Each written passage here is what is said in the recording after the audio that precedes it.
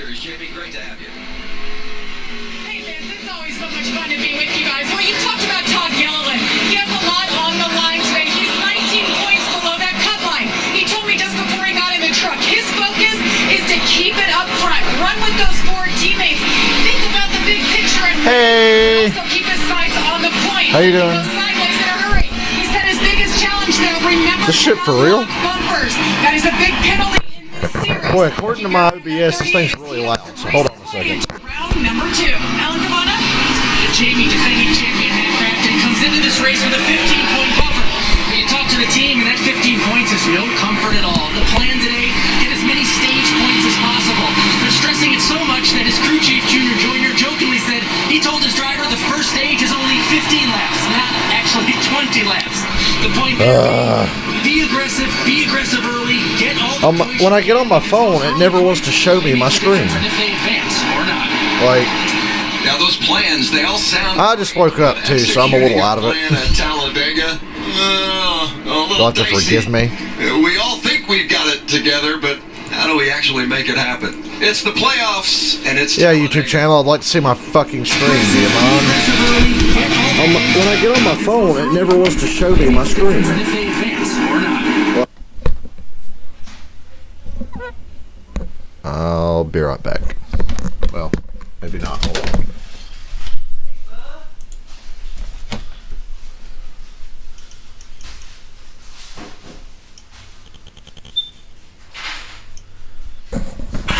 Testicles 1, 2. Need to see how loud this is. I'll be right back.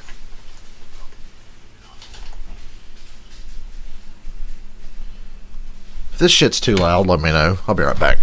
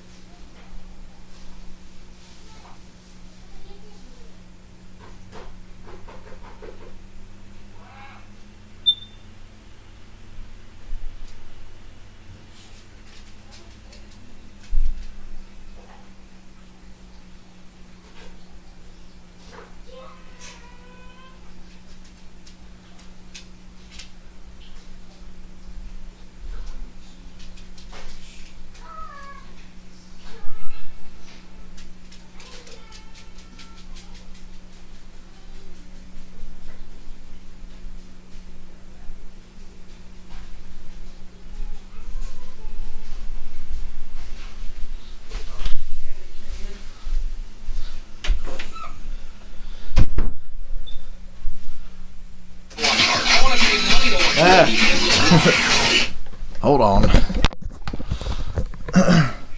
Boy, my OBS is saying that the noise level is through the fucking roof, and I'm not anywhere near the mic. So that's weird.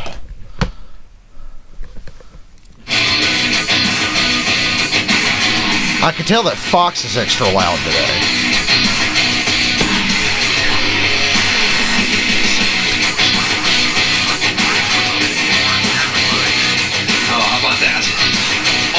Love the racing at Talladega, and this is a big one. It's a playoff elimination race for the Gander trucks, and Michael, this is a special place. It certainly is. Just look how awesome it is.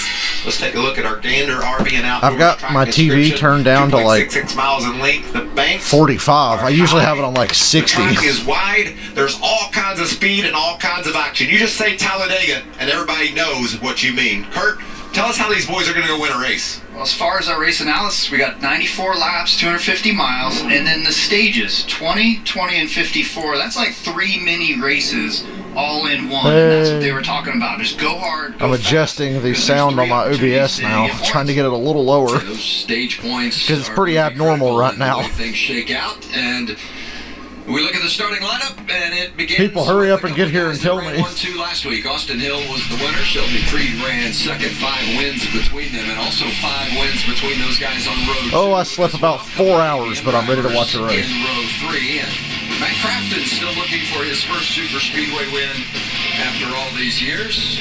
Ben Rhodes just outside the cut line back there in row 6, Michael. Yeah, been at a rough race in Vegas like we talked about. He's looking to get Michael, is the sound louder than normal? Because according to my OBS, we're like off the fucking charts right now for some reason. here. Do you copy my friend?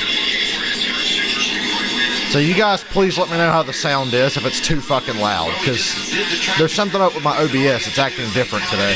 And everybody knows exactly what that I'm means. trying to listen to my own stream on my phone to get an idea of how loud it is. This race today. Well, Price are really fluid here today, so that is the good advantage of Talladega, is the fact that points But don't yep, go. I picked Todd Gilliland to win this race. Because it's Talladega, and I can chase the odds at Talladega. That's the race going to come to us, and, you know, the Is Todd Gilliland an idiot? Yes. Will he drive like an idiot? Yes, but at least he has good reason to today. Kentucky proud. But Have he's a my good day. pick, just for the sake of trying to steal some money. Michael, thank you. Well, one thing about Talladega, it's anybody's race, right? How many times we've seen the upset win or the underdog come through and take the checkered flag? How about a couple of those candidates today, beginning with Alan? Yeah, Vince, let's think back. Yeah, it is louder than usual. What the One of fuck best is up moments with of that? this season came at the first race at Daytona. Well, It was Jordan Anderson coming down to the I'm line, the checkered slowly flag, adjusting the for sound. victory. Who can forget some of those moments as he came just inches short of getting To try to get it back to Well, he normal thinks he for can us. be a contender here again. It's the beauty of these drafting tracks, right? It equalizes the field. We'll see as we go on here. Just how close he came. He believes he can again here today. Oh. Talladega. He believes he has the truck. It's the same truck you saw in Daytona, missing by just inches. Expect a little strategy out of him today. He says he's going to hang him back and then be there at the end of this race, join the party, and maybe get that first career victory, Jamie. $19 if Gilliland wins this thing? Well, then I'll never get it. Cost him that win. Let me see how the sound is with me just talking. I think I've got it closer to normal now. I think. Because I lowered the volume on OBS. I don't know how that happened because I have not changed any settings whatsoever. It's the same as it is every week, but just this week, it's really goddamn loud, you know? So, I don't know what that's about. Or we're going to love it. I'm going to love it, Vince. This absolutely makes me feel like But I think we got it better now. It's better now, isn't it? love riding along with Tyler Ankrum. It's going to be a lot of fun today. Here's Matt Crafton's in-truck cam on top of the roof, and yeah, I love that visor cam. That puts you right in the driver's seat. I'm constantly testing the sound now. What do you think, Mikey? We about ready to shake and bake this one up, or what? Let's do it, Ricky Bobby. It's Talladega. All right, Todd Gilliland, do something good for once in your useless life and win me some money. Gander trucks at Talladega. Show me the money, Todd Gilliland. Elimination race. Do something good. And we are green. Green flag. Boy, I just woke up a little while ago. Grabbing them. I did not think I'd have to be wrestling with OBS at the start of my stream. And now we're going to see who's got the uniform line as far as the draft and how they're going to push each other. Not too aggressive. There was an update for OBS, but I didn't download it. Not yet, because as soon as I got it, I was like, you want to download this? I went, nope, I want to stream. Dangerous game because the wrong bump into the truck in front of you can send him Yeah, it's better. sideways. Good. Is it normal? And you can watch Race audio good. See all the bobbing and weaving? Those are trucks that are just on the edge of spinning out because of the contact. But that's how you're able We got 2 races to do today, God help me. You can't lock At least it's Talladega, That's a penalty. And as the setups which is probably the only reason I'm doing the truck race right now. trucks are a little bit more unstable on the straightaway. Boy, it looks just like they're stable in the corners. about a full lap in and the entire field is still 2x2x2. It looks just like the start of the race. Because you're in between loads. You're not on straightaway. You're not in the banking. It makes a trial of one of the most treacherous spots on the track at Talladega. You said which line would get uniformed and have an advantage. Look at these guys. If we slow this down to about 55 miles an hour, it looks like we're still on the parade lap. That's incredible. Michael Waltrip just made the observation I did. Somebody hire me. No, here comes Sheldon Creed in that number 2 truck. No locking bumpers. Zane Smith along with him. This is the No Fun 250 at Talladega. The pylon left of the screen, of course. Austin Hill highlighted in green because he's already at... You know, I didn't even realize Gilliland was dead last on the playoff grid, 19 points out, and this is a cutoff race. A yellow back. So when I picked Gilliland, I was like, oh, well, I was going to pick him anyway, but I haven't paid much attention to trucks in a couple of weeks. This race today. Yeah, if you're yellow, you're green with envy of Austin Hill. You just can't wait until your number, your name gets flipped over to the green side, and that's what's going to happen here today, and we're going to know who continues with a chance to win our championship here. Race is still too loud? I'm impressed with these boys. I don't know what lap number it'll be, but There we go. Boy, this is so stupid that I'm having to do this today. when things settle with the I didn't fuck with anything in OBS. handling characteristics. You start to feel, okay, I'm on the tight side, I'm on the loose side, or my I seriously didn't change a fucking thing. But it could happen a little sooner. Seen a few bobbles from that 18 truck, the third one in line on the outside. That's Christian Eckes, his first time racing here at Talladega. Oh, this is the shot I've been waiting for.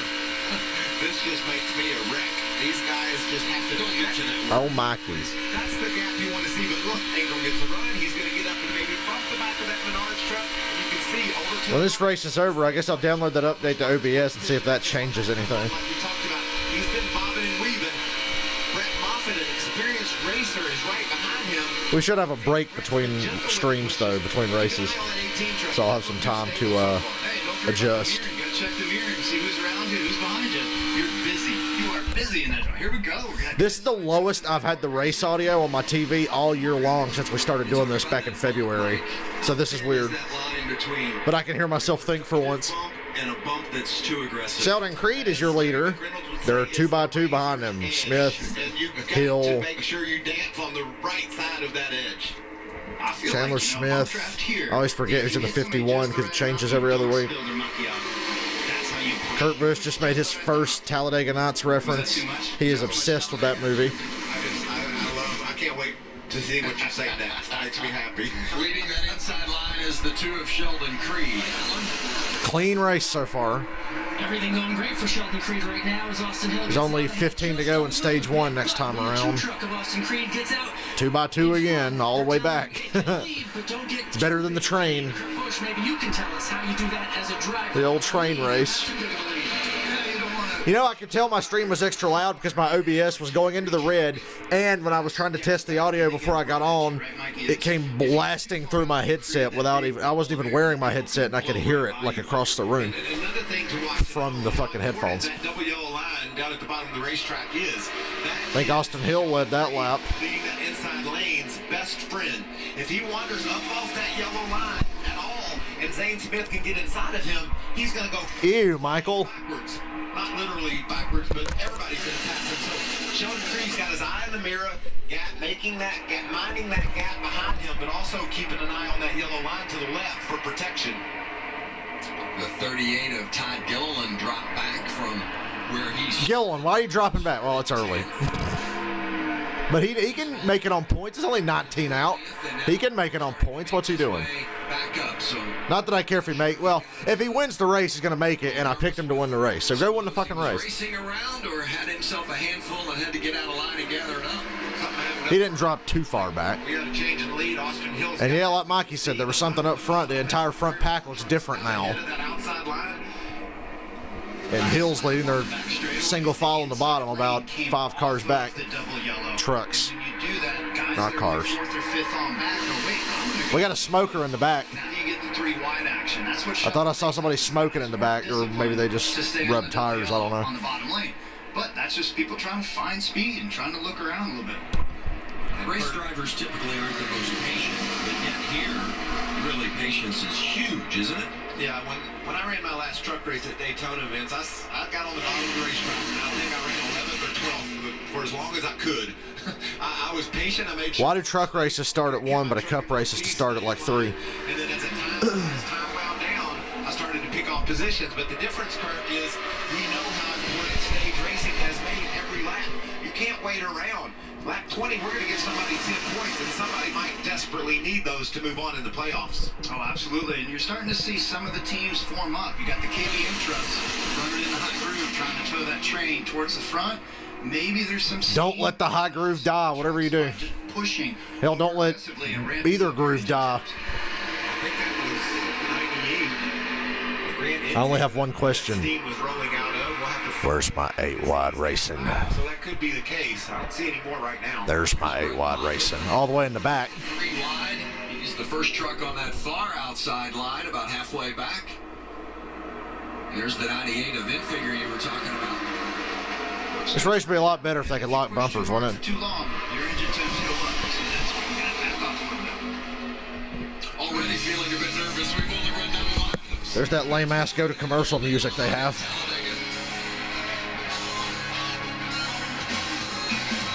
Nothing going on so far. Now, let me check my OBS again. I'm going to have to obsess about this all day. That's as loud as I can get it now, though. That's good. Even when I get right on it, it won't go into the red. You guys can't see the little sound meter I'm looking at. Fucking OBS. What's the matter with you? So, I knew I was fucked yesterday because the night before, Thursday night, I was going to go to bed after that retarded Jets-Broncos game went off. And right when I was going to go to bed, the best news I've heard all year broke on Twitter. You can take a guess what it was. And me and my uncle stayed up all night talking to each other, laughing our asses off about it.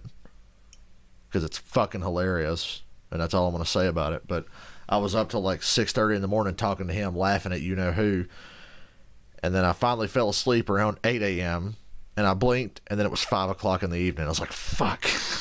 Because I knew I had to be up at 1 o'clock today for the race.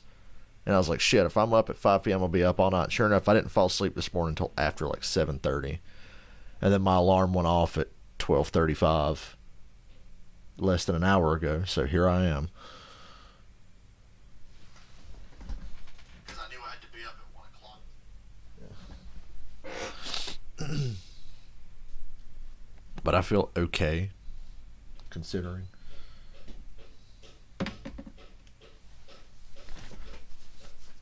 The only thing that can make this week better is if I win money today and tomorrow, which I'm sure I won't because it's Talladega, and I'm just incapable of making a good bet now. Now that I have something on the line, I can't pick a winner to save my life.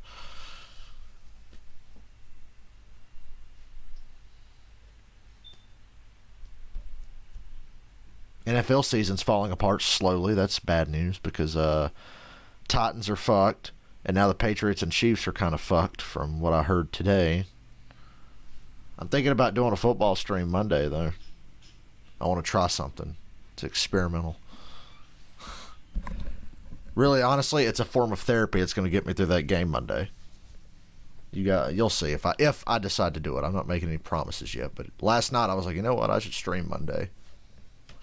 Back at Talladega, the Gander trucks. Ooh, the 98 out of flat tire. Championship contenders, Grant Enfinger. Grant Enfinger. Rear tire issue had to come to pit road. Yeah, that's interesting. That's the Kurt, you know how close the teams want those fenders to the tires, and he has a rub for some reason. So the smoke I saw in the back a couple of laps ago must have been from somebody getting into the side of Enfinger because it cut a tire and he's on pit road now. It was a left rear tire, so yeah, I did see smoke. I'm not crazy.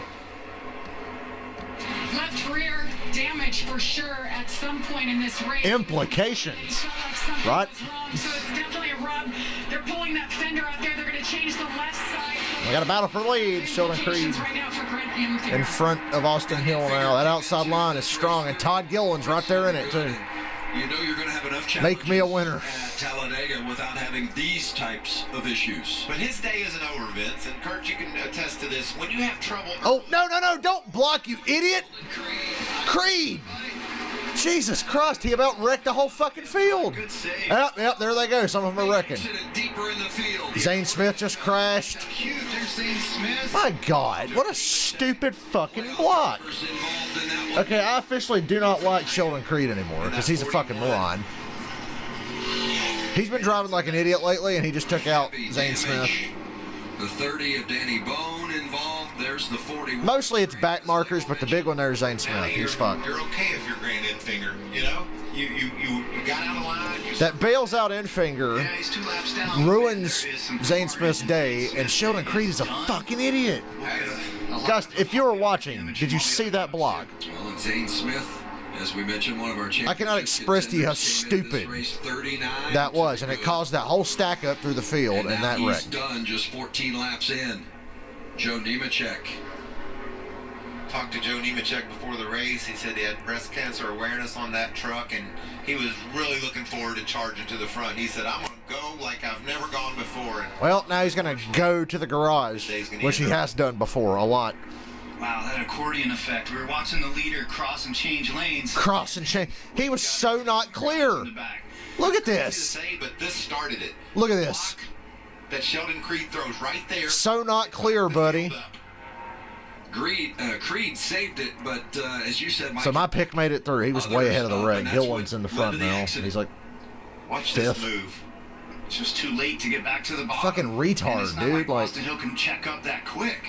And then the accordion effect happens, and it's about the 5th or 6th truck back on the inside lane where it bottles up. And those guys are all on. Johnny Sauter got a piece of that. Zane Smith can do. The 17 truck was trying to go around the outside. not much, It's though. Just a little fender when you're damage. now blocking, the wrecks are starting up further and further and further to the front. And the Cup Series, Xfinity Series, and the trucks, and then it's those guys towards the back that end up with the big change of speed. unfortunate for that 24, Chase Purdy. Are they not going to talk about poor Zane Smith? At the 15, I was Tanner gonna say. Gray does. Yeah, Gray got through there. That was They awesome. had Tanner He Gray, just wow. picked his way right through that mess. Made it through. It was definitely spotter on that one. Yeah, we'll say that. Actually, I'll just say Sheldon Creed's an Sometimes, idiot. Navigate through the wrecks, and then sometimes the spotter sees it and helps you navigate right through it. Johnny Sauter on pit road. A little bit of damage there on the right side for Sauter, you can see. Right rear. Former winner here at Talladega. You see the points in the pylon.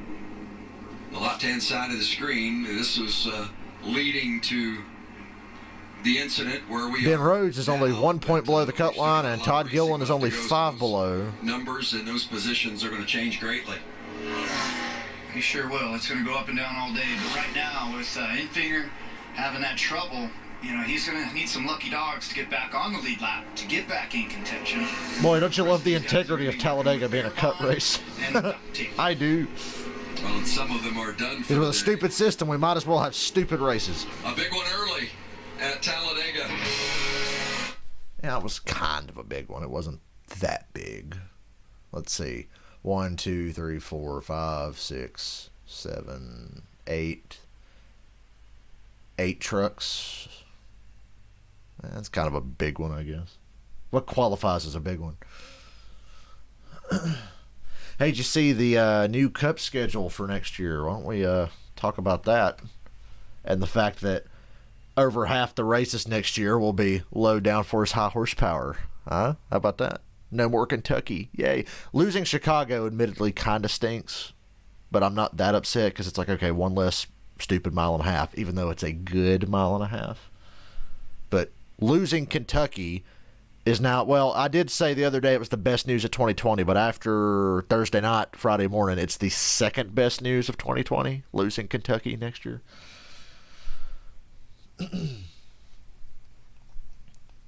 We gain 3 more road courses.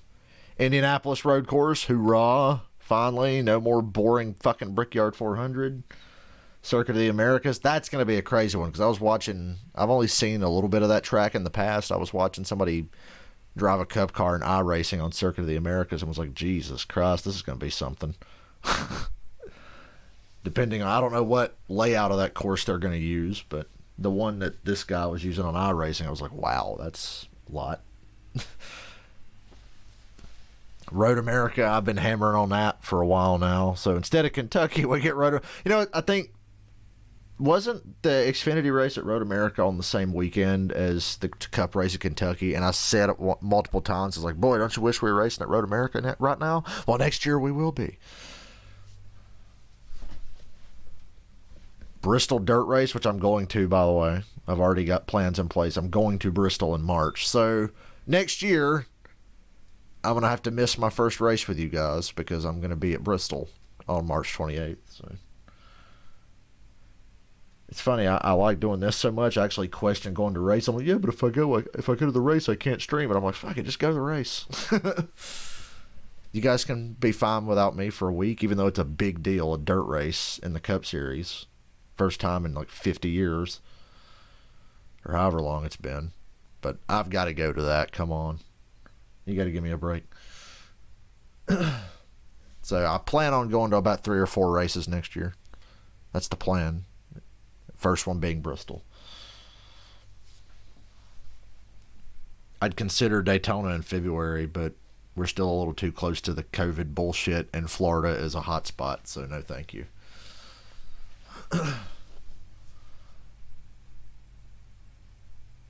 So that's my plans. I got good plans for next year. Hope to God they don't get ruined.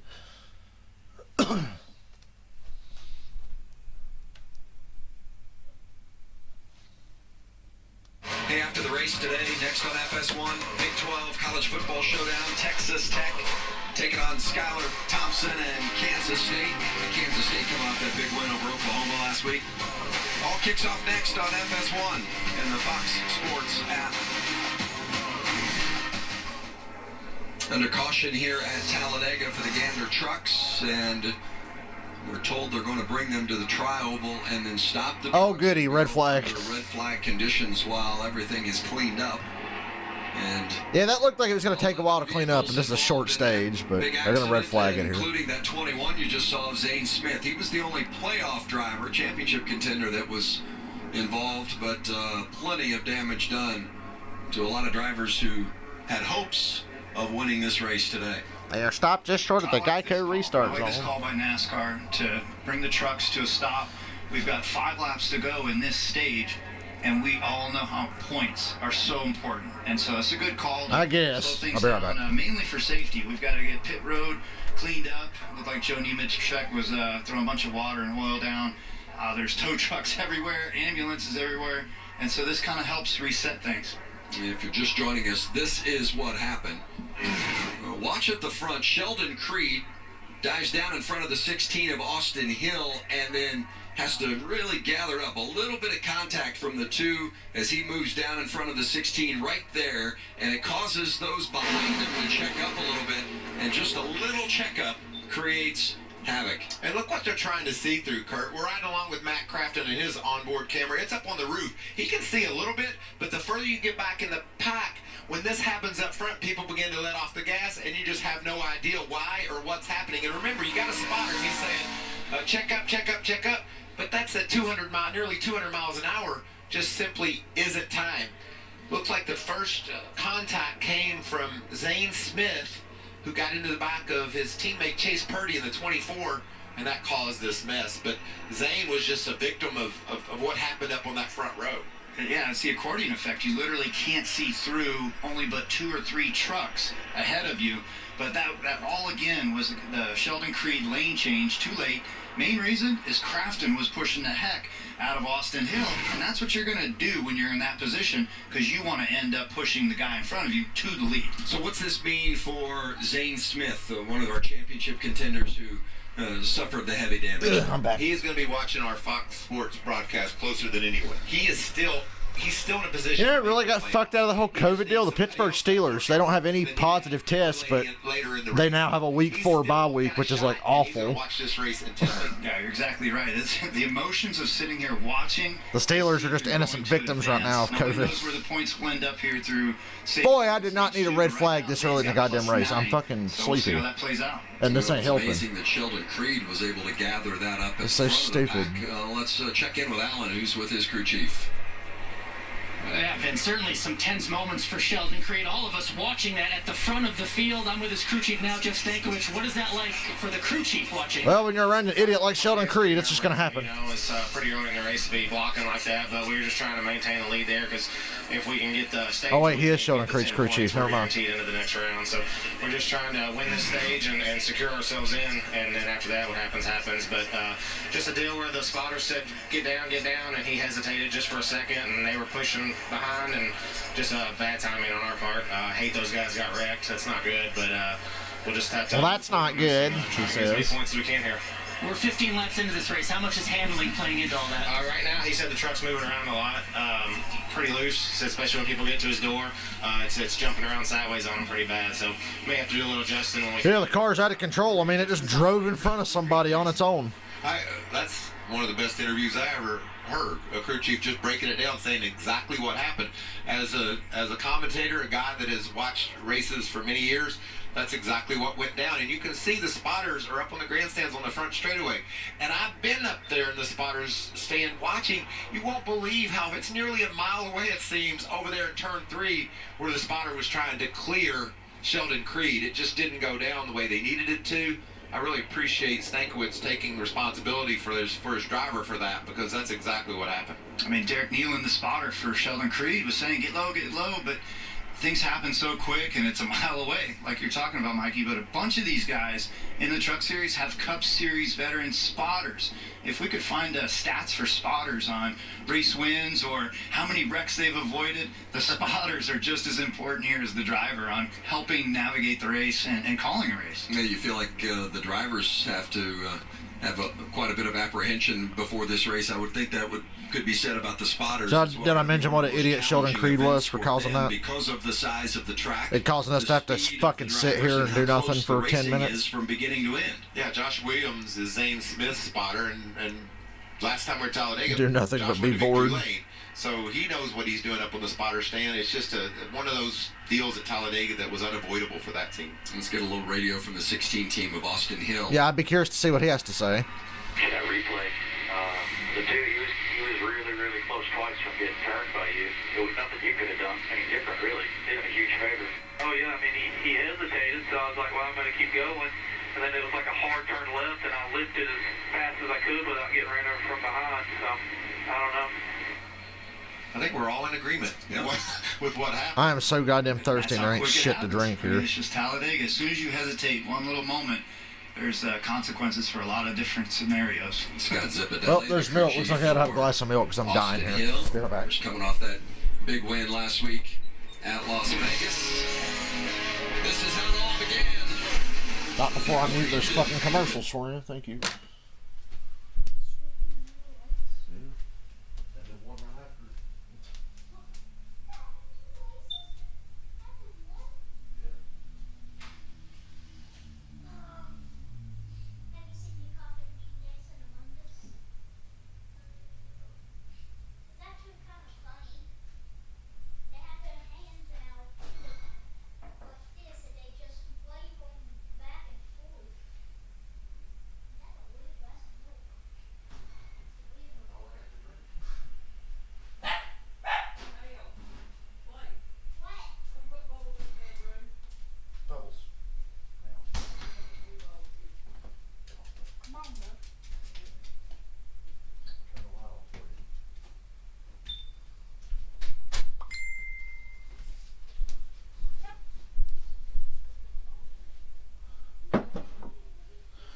Oh, I wish this bitch would shut up.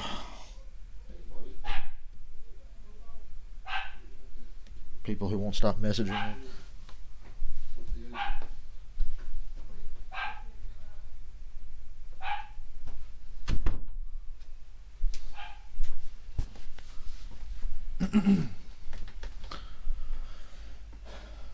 Glass of milk, I guess that's good for me.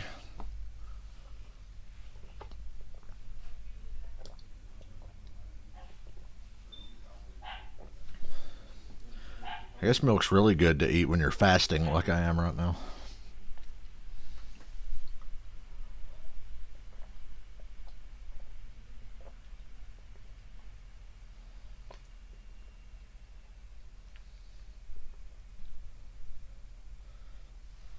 Yeah, we got lucky there, Michael, but don't underestimate Sheldon Creed's stupidity. I'm sure he'll do it again.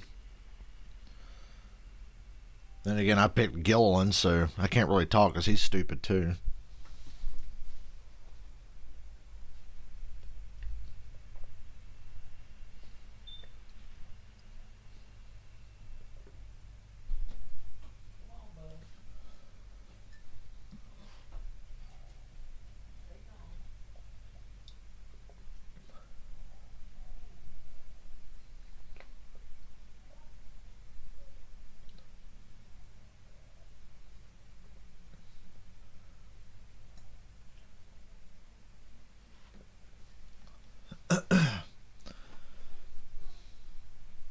Oh my god, they just showed a commercial that has wings in it, and I'm like, fuck. Actually, hold on a minute. Fuck this.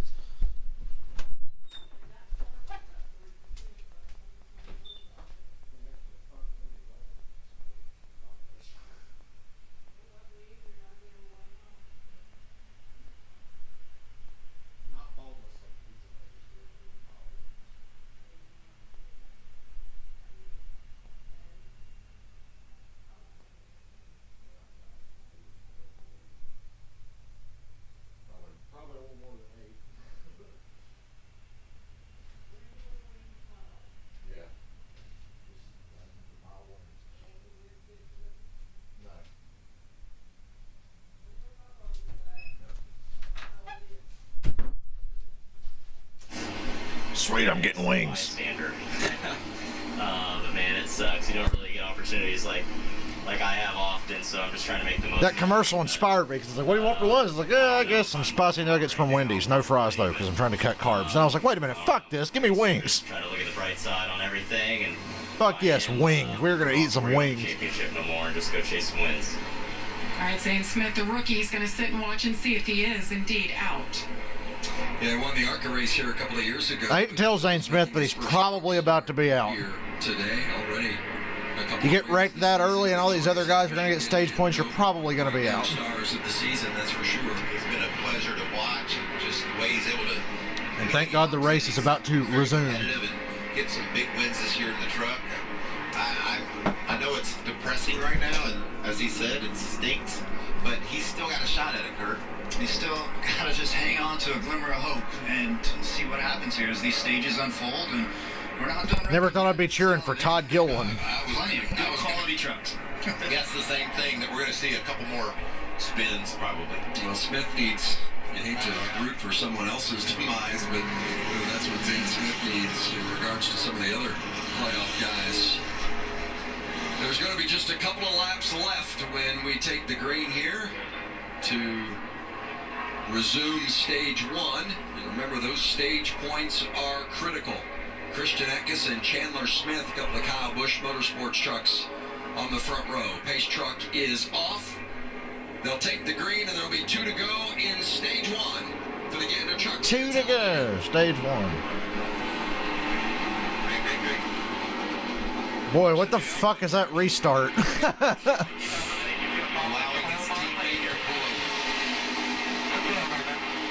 Eckes gets in front of Chandler Smith, lined up on the bottom, 2 KBM trucks. At least they're in front of Creed.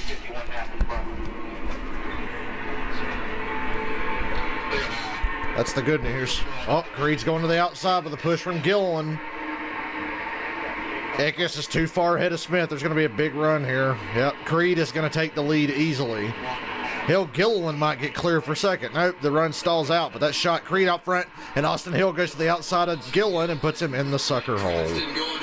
But he's got help from Ben Rhodes. He ain't going to go too far back. Well, he's going to go back, but not too far. Come on, Gilliland. I don't care if he gets stage points. Just win the race. I don't give a shit. Why am I worried about the stage? I don't like Gilliland anyway. Impressive restart for some of the 1 to go in the stage. Creed, Eckes, Chandler Smith. Creed got everybody on the bottom right now, and he's controlling this race. Remember, 10 points. The outside line's got about 3/4 of a lap to get up there.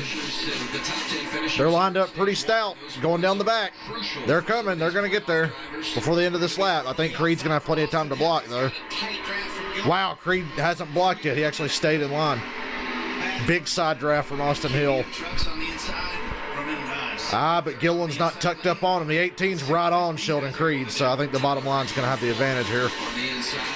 Unless... Oh, nope. Big run off of 4 for the outside line. Now, coming down through the trial, everybody's up on edge. Gilliland's They're locking bumpers. For the Oh! stage one. 3 wide for the stage win, Austin Hill. Austin Hill. And that happened because the inside lane wanted to break up Wow. a little bit. They didn't quite Gilliland really did get up Hill's ass there and shove him to the front. Control that for Hill, and Gilliland needed that to get all those stage points. So great job by Gilliland. Yeah, it was important for Gilliland. Austin Hill, who doesn't need it, wins stage 1, but good for him. 10th More out of points, 10 more playoff in the points. playoff standings. Last week's Never have too many of those. Picking up where he left off. He wins. I'm sorry, but is it me, or in most cases, not today obviously, but in most cases, crew chiefs overvalue the single playoff point so much? Because I've seen guys throw their track position and a shot to win the race away to win a stage and say, we need that point. We need that point. You know, if you fucking win, you get 5, you jackass.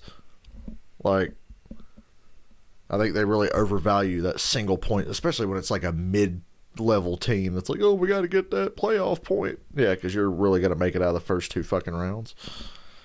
God, the pizza nigga. What's all these commercials with this good-ass food that I don't usually see? It's a Coca-Cola commercial. It looks like the kind of commercial they show at the movie theaters. I'm sure. See, kids, you may not understand this, but used to, before this COVID shit, we would go to these things called movie theaters and watch brand new movies, and they would show these stupid Coke commercials. They had food that looked like that.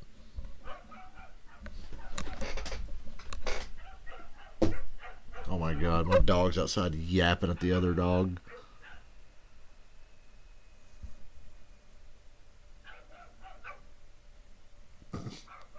That's funny. My dumbass dog is standing just out of reach of this big dog and is going. Hold on a minute.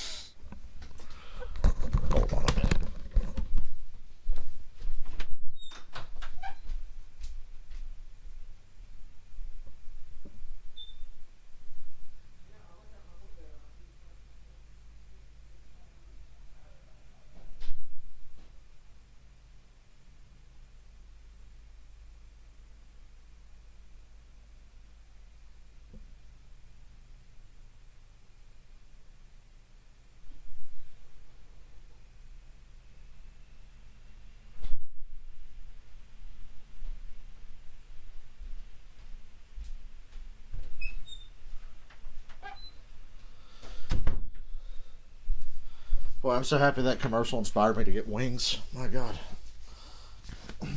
I'm really excited about that now. It's meat, it's got protein in it, it's good. Oh man, in about 3 weeks, if it wasn't for COVID, I would be getting ready to go to Miami. Boy, wouldn't that be nice?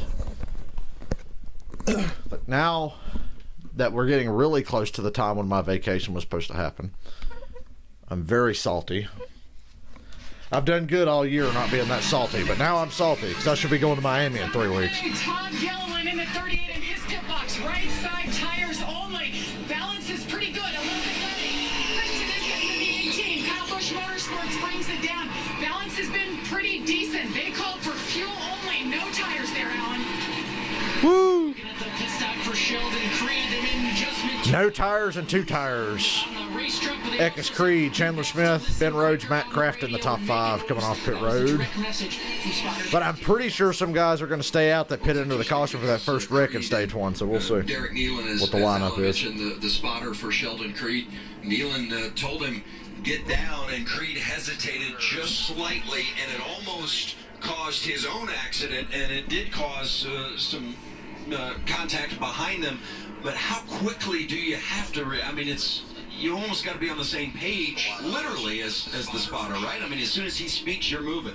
He'll learn from this, but as a good driver, you have to know and anticipate what the spotter's going to tell you, and you're already a step ahead. Sheldon Creed is not a good driver, though, Kurt. Information, but he was losing. Okay, he's got talent, I'm just saying. When you're leading and you got guys You like drive like that, you're a fucking asshole. Because he has all that clean air on his nose, and I watched during that pit stop, They did like 3 rounds out of the right rear, and that will tighten up a truck with the wedge that they put in with a full tank of gas there. So, wow, big adjustment.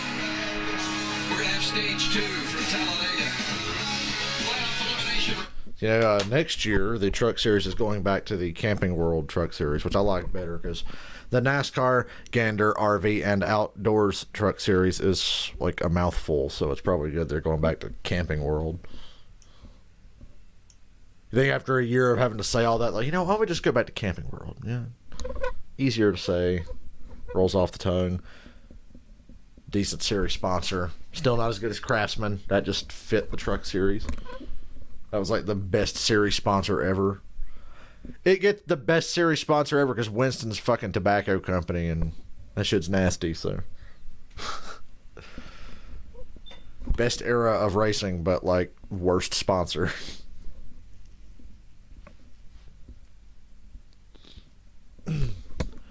Oh, but I wish I had a Winston Cup hat to wear. Like I see on What If Racing, shout out to him. I see on his YouTube channel, he usually has like a Winston Cup hat on. Man, I want that hat. I can't wear many hats because my hair's too thick. Look, I got a big head as it is, but I got thick hair.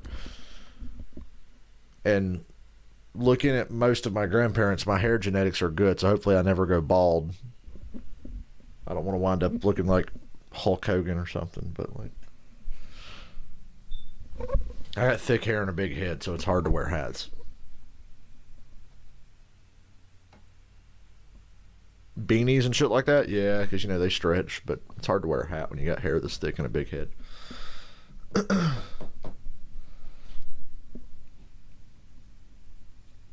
Boy, I wish I could get my PS5. That'd be great. I would love to like guarantee that I'm going to have a PS5 on release day.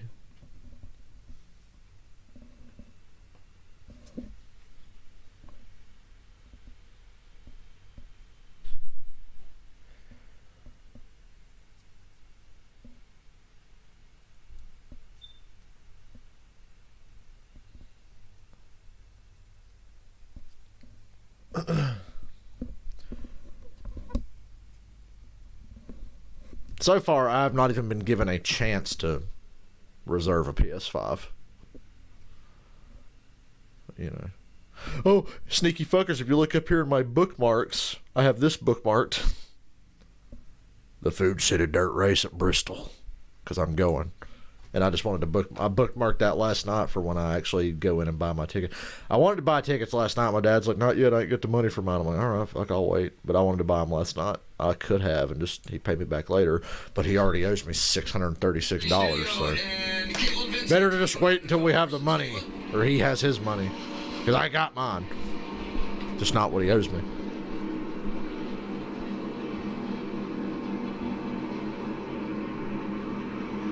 Oh, the silence is good out there, Michael Waltrip.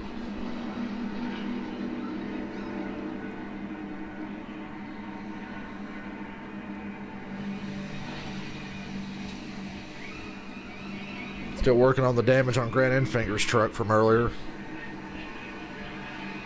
Just looking under the left rear. There's this transponder missing. Because I see a NASCAR official there.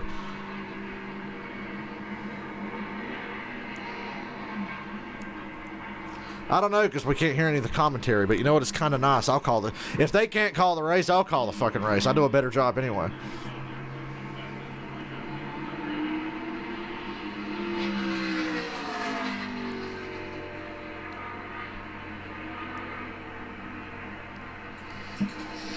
Thank you, Caitlin. Well, one thing for certain. Thank you, Caitlin. We couldn't hear shit. I mean, we've got stage 2, the final stage. I mean, this is Talladega. It's what we've come to. This is Talladega. And we saw Todd Gilliland come back on pit road for a second time as well. So let's check in with Jamie and figure out what's happening with that team and the issues. Yeah, Vince, they made a total of 3 stops. Now, when they came in the first time, the plan was to take rights only and make a shock adjustment on the right front. They didn't get that adjustment, so they brought him back in, put left. So what are y'all going to do during the All-Star race at Texas next year? Take a nap? Because that's what I'm probably going to do. They told him now, just ride around, but don't lose the draft. Tough break and a very frustrated team right now down here. Yeah, but as you said, Mike, if you're going to have problems, have them early. That's right. And also, you got a chance to recover. Then you have to be smart how you race through this field. This is going to be really interesting, Kurt. A lot of the guys up front stayed out under that caution flag, and now, Yep, the lineup is topsy-turvy. We got Derek Kraus, Rafael Lessard, while they're up front. Christian Four Eckes, trucks that stayed Clay out. Greenfield. And they weren't worried about stage points, and now they leapfrog. Johnny Sauter's up in there. And so now you got Creed. Back Yeah, to different row 3. lineup up at the front. And here we go. We got the restart. We'll see how these guys play with the guys that haven't been up front. Let's see how aggressive they are to push their way through. That's Derek Kraus leading. 15 to go in stage 2. Play nice. So Greenfield was involved. Look at Jordan Anderson jumping out of line. That's a man who's wanting to save his money. He does not want to lose a truck today. The charge there. Be like Daytona back in February. He'll be there at the end. Oh man, this is just. Oh man, I hate listening to Michael Waltrip call a plate race. Oh man, I just He makes noises all day. He just makes noises and goes, oh man. Where the handling is at its worst. Like, shut up. Banking things calm down, but got the outside lane that just can't quite form up. Right now, the momentum is definitely on the Kraus, Sauter, Anytime when you start as a spotter, Chandler to Smith. count more Yeah, he's in trucks 51. one I get the lane 51 and 18 mixed up because I don't give a fuck about Christian Eckes or Chandler Smith, if I'm being perfectly honest. And look who's stuck on the outside again, Matt Craft. I'm just not that invested in the truck series this year to give a shit. He keeps trying though. He's going to go 3 wide. He's got Sheldon Creed in that blue 52 pushing. Blue 52. Friesen pushing and Sheldon Creed up ahead of him. Yeah, they're just not so sure at Greenfield right now, so they're trying to do what they can to leapfrog him. Lessard jumps up on that top run. Top lane. Look at Derek Kraus leading this race. I'll be down. Hey, do you think Haley Deegan still thinks COVID is a hoax? That's just part of restrictor plate racing. I don't know. You gotta have friends. Up front, it's Derek Kraus. Haley Deegan, if you ever hear this, I used to like you, but now I think you're kind of retarded. In the 51, Ben Rhodes is there, the 99, and Austin Hill, 5th one back, was the stage 1 winner.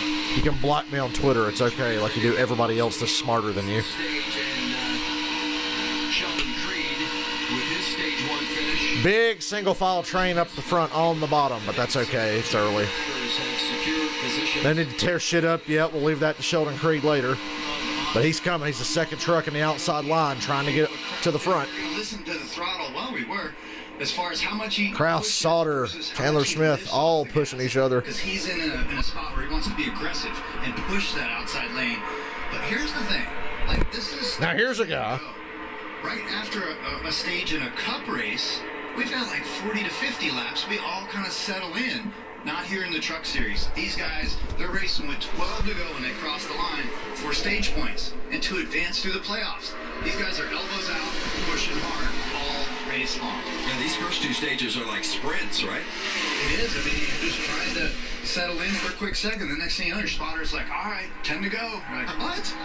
Yeah, there's a guy that's watching every lap of this race slip by, and that's Woo. Finger. Is that Gus Dean leading the outside line now? He's got a couple of guys up there. Well, they're not going anywhere. He hopes can stay on the lead lap until the stage ends so he can get a free pass. You like it? I didn't pick Moffitt for the 35th week in a row. A different agenda. He wants to make sure that I was bold. I said, give me Gilliland. so that he can beat the free pass. His day would turn a lot better if he can get And the fact that we're this far in the race and I'm still in the hunt Because we know he's seen is very good. Gilliland's back up in the top 10. We got Tim Duggar, Alabama native, riding on his tailgate, or excuse me, on his back deck there in the champion truck. But he wants to stay right with this lead pack. He wants to have all those other trucks not get lapped when the stage. Damn, Gilliland is still 10 points out, To get a lap back, even after getting 9 points in stage 1. We know he's going to be able to get that lap back because he's the fastest truck out there. Absolutely. That's what he's trying to do. But I like how Kraus is keeping poise. Yeah, right Austin now, Hill keeping back there everybody straddling behind that him, yellow line. The inside lane, right down on the double yellow. Hey, look at that playoff. On the left-hand side of the screen, you've got Hill that's advanced, Creed that's advanced, Moffitt certainly feeling good about things at plus 46, but from Ben Rhodes on down, it's nail-biting. High stress situation. Well, look at these guys, all single file. Okay, all right, 10 to go. Kraus leading the way, the 19-year-old finished second at Darlington earlier this season. One of 6 drivers in the field today that's finished. You know, knowing the idiots that raised Haley Deegan, she probably thinks the world is flat, too. COVID's a hoax and the world is flat. Not that bright.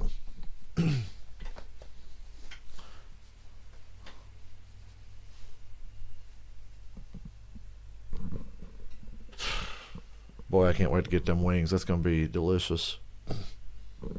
Highlight of my day.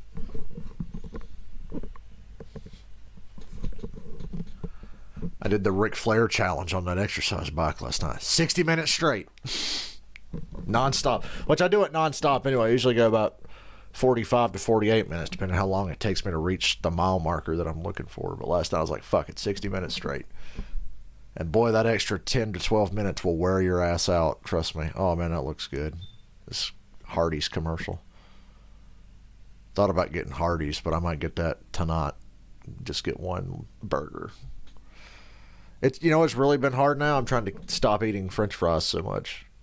So the last couple of meals I've had, it's like, you want fries? I'm like, no. Try not to cry. Oh, my God. That looks good. I love you, Hardee's. All these food commercials.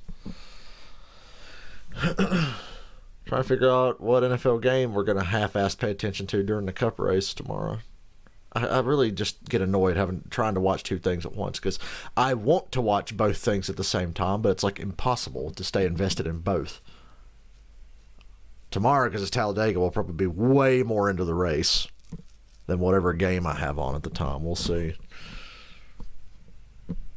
Trying to figure out how I'm going to do this tomorrow because I want to watch the race on. I might just end up having to watch the race on the app like I always do, even though I have regular NBC. And that's what the race is on tomorrow. So if y'all don't have NBCSN, guess what? Y'all can watch tomorrow. It's on NBC at 2 o'clock. Might just have to use the app and be like 20, 30 seconds behind everybody else in the world. And the leaderboard, of course.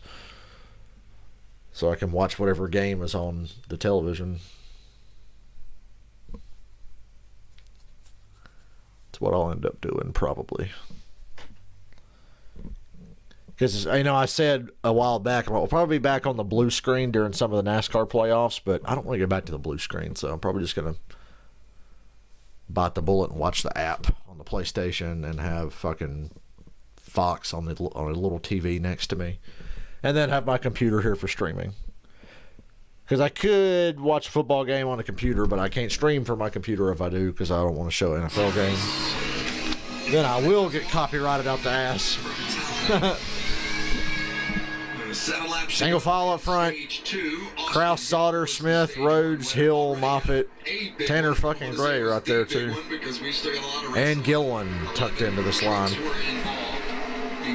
6 to go in stage 2. Contender Zane Smith, he was the only playoff driver that was in the mix of those 11 that crashed, and all have been checked and released from the care center, by the way.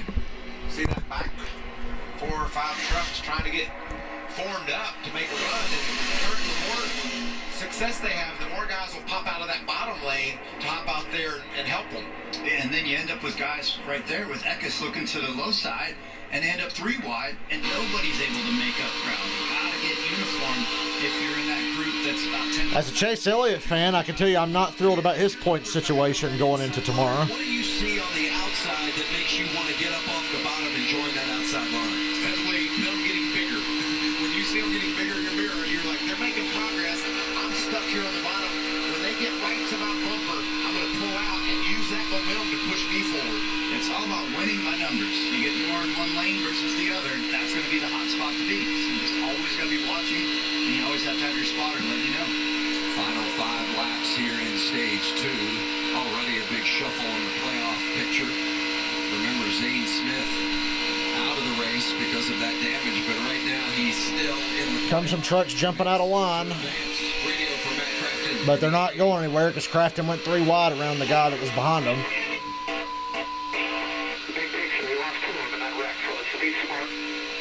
What's Crafton pissed about? That was inaudible, but that just shows you He was cussing. how much anxiety it is out there trying to manage the draft. Matt's been 3 wide. He's been on the high side. He hasn't really been down on the bottom, just logging laps. He's been working his tail off up there, trying to get a stage point here, get up toward the front. That's a driver in full stress mode. Right now you're +1 on the cutoff bubble.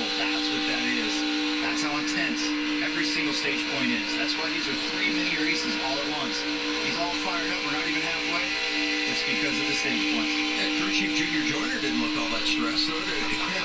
Well, you got to remain calm when you're in charge and be a leader. This is the mellow part of the race. And look, guys keep jumping out of line, but the guys behind them keep taking them 3 wide, so they're not going anywhere. Oh, we got a spinner. Is he going to end up good? Oh, what a hit.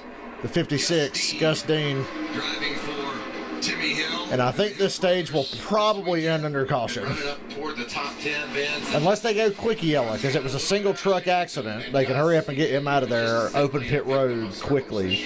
Maybe get a 1 to go. Those are tough hits. But if not, The winner here in the ARCA series. And the top 3 are not playoff guys, and they're going to steal the points. Today, Run around on the bottom, and it looks Tanner like, Gray, Oh, he just well, that's just a racing deal. And then, and then the 15, Gray wanted to get back to the bottom. A little lack of awareness from Tanner Gray, Trying to, though. like, walk down the hallway at each other, and they both chose the same position at the same time. Gus Dean was running. I only wish that was Ray Cicerelli, then I'd be laughing. I was hoping Cicerelli would get taken out. Man, Tanner Gray just cut him off. I mean, there's no 2 ways around that. Boy, Mikey's throwing Tanner Gray under the bus, but he's real apologetic for Sheldon Creed earlier. Trying to get back low, but he was down there. Tanner Gray's move wasn't as bad as Sheldon Creed's. The second one was just Dean couldn't withstand that one. It wasn't smart, Times when but, you're you in the know. middle and you're like, everybody's driving by, oh, man, it's a hard hit. And you're checking the Hard at the lick. same time, right, Mike? And you kind of lose track of where you are, if you're on the middle or if you're on the low lane. There's a lot going on when you're the guy that's in the middle. Well, this will end stage 2. With Derek Kraus. I guess it will in stage 2. Top. Whoopee.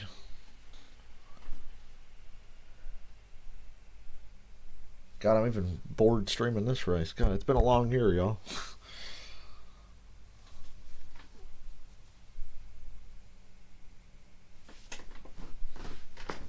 It's almost over.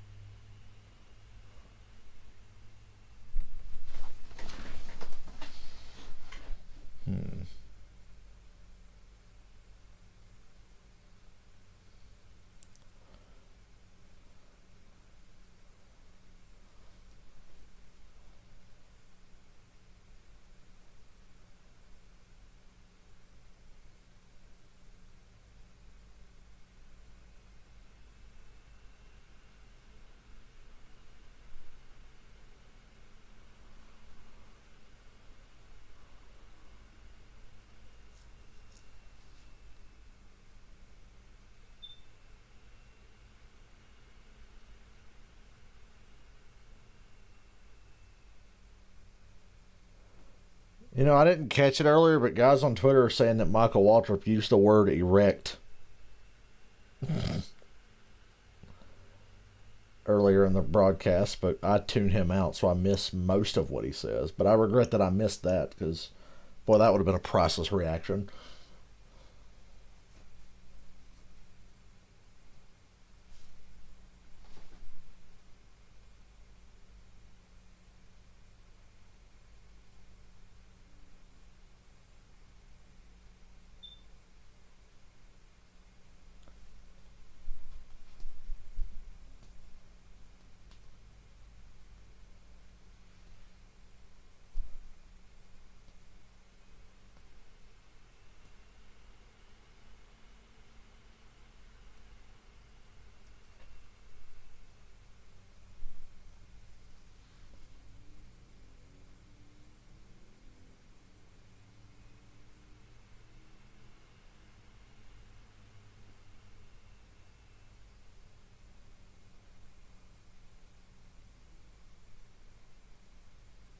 The Tennessee Titans now have a total of 17 people through team and staff that have COVID. Hell, their game next week might get shit canned. Then the fucking Bills will have an early bye week. Because that's who Tennessee plays next, I believe, is Buffalo. The 56 of Gus Dean on the hook and headed to the garage. After this one vehicle incident, he hit the wall hard and was helped there by the 15 of Tanner Gray. Yeah, that's exactly right. Boy, Mikey really hates Tanner Gray. Block and then another block, and there was nothing Gus Dean could do, and most certainly didn't see it coming that he could cut him off like that. It's had the name of Corey Wellahan on top of the door you see there just above the window. Still not as bad as Creed's move. TikTok and Instagram star. Oh, God, don't say Over 1 million TikTok. followers on TikTok. I'm not a 12-year-old girl. I don't understand TikTok, so... That's fabulous. Got married yesterday, so congratulations to Corey. That's awesome. TikTok's coming to NASCAR. Yep. Oh, great. Ryan Vargas and the Xfinity race. Check out all that technology. That just means don't pit. Pretty simple, isn't it? Hey, and there's the end of stage 2. Ending stage 2 under caution with Derek Kraus, your stage 2 winner. And as far as playoff drivers there in the top 10 to get stage points, Austin Hill. Y'all are being awfully quiet today. Todd Gilman, Sheldon Creed, Tyler Ankrum, and Matt Crafton.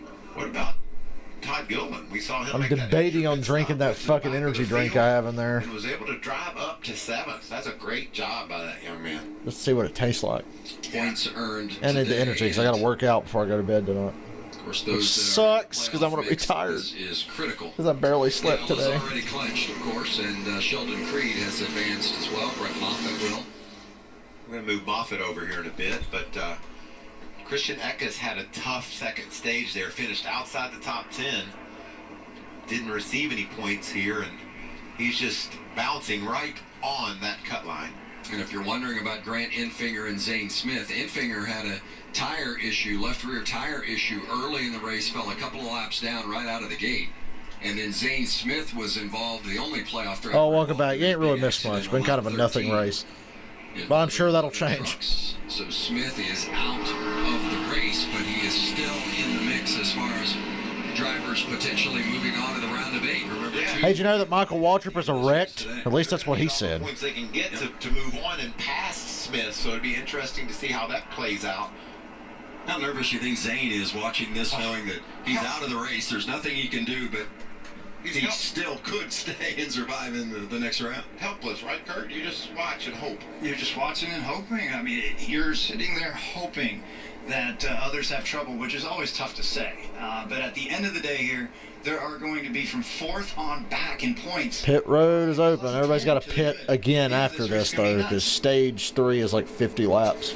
Pit road is open, and we'll begin. So this is not the final pit stop, obviously. And Ben Rhodes in the Oh, you're watching Baylor and West Virginia. No top 10s ever here. Enjoy all the football you can, because we might not have it much longer. They'll take tires and fuel.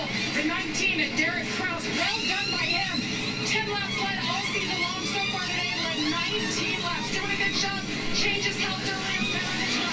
Let's go down now. Bottom of your screen, Austin Hill, a strong run for him, but he says getting off the corner, he's so loose. At times, he is turning the wheel to the right. Yes, that's Talladega. So they're making a big adjustment. 1 inch down on the track bar and 4 tires for the 16. Unfortunately, Sheldon Creed is the leader now, which means dumb blocks galore. Actually, no, Moffitt beat him out. Looked like Creed was the first truck out, but it's Moffitt. Put any tires on. Austin Hill put on 4, and there's the group that stayed out. But yeah, there's some guys that stayed out, so never mind. Stayed out, and Rafael was sorry. Very That's nice. Interesting. But one key I thing like we that saw, strategy. It was off air. It was an Enfinger. Was running close enough to the front to have those guys pit and picked up a lucky dog right there. 2 stages complete. 1 left at Talladega. Boy, I am thirsty and hungry, but I don't have anything to drink. That milk did not do it. Milk only makes me more thirsty. So it'd be great to get something to drink today. It really would.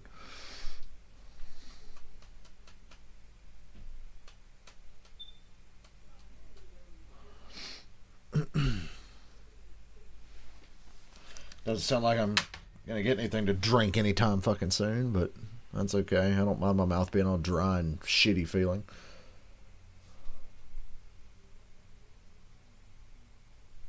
Wake up thirsty as fuck.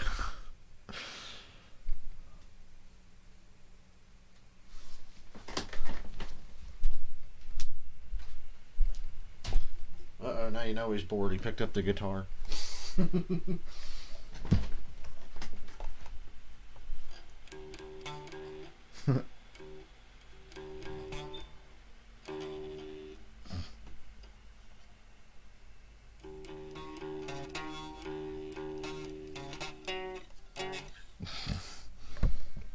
Yep. Now you know he's bored.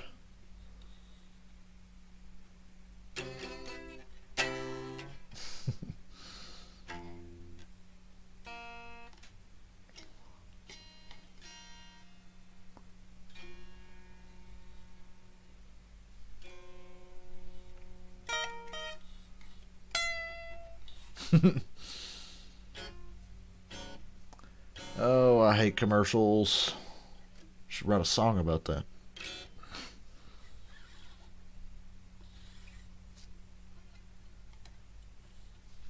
Oh my god, I just got this fucked up cramp in my left hand. It went away fast, but damn, what the hell was that? I have no idea. Try not to make a jacking off joke about my hand cramping just now for no reason.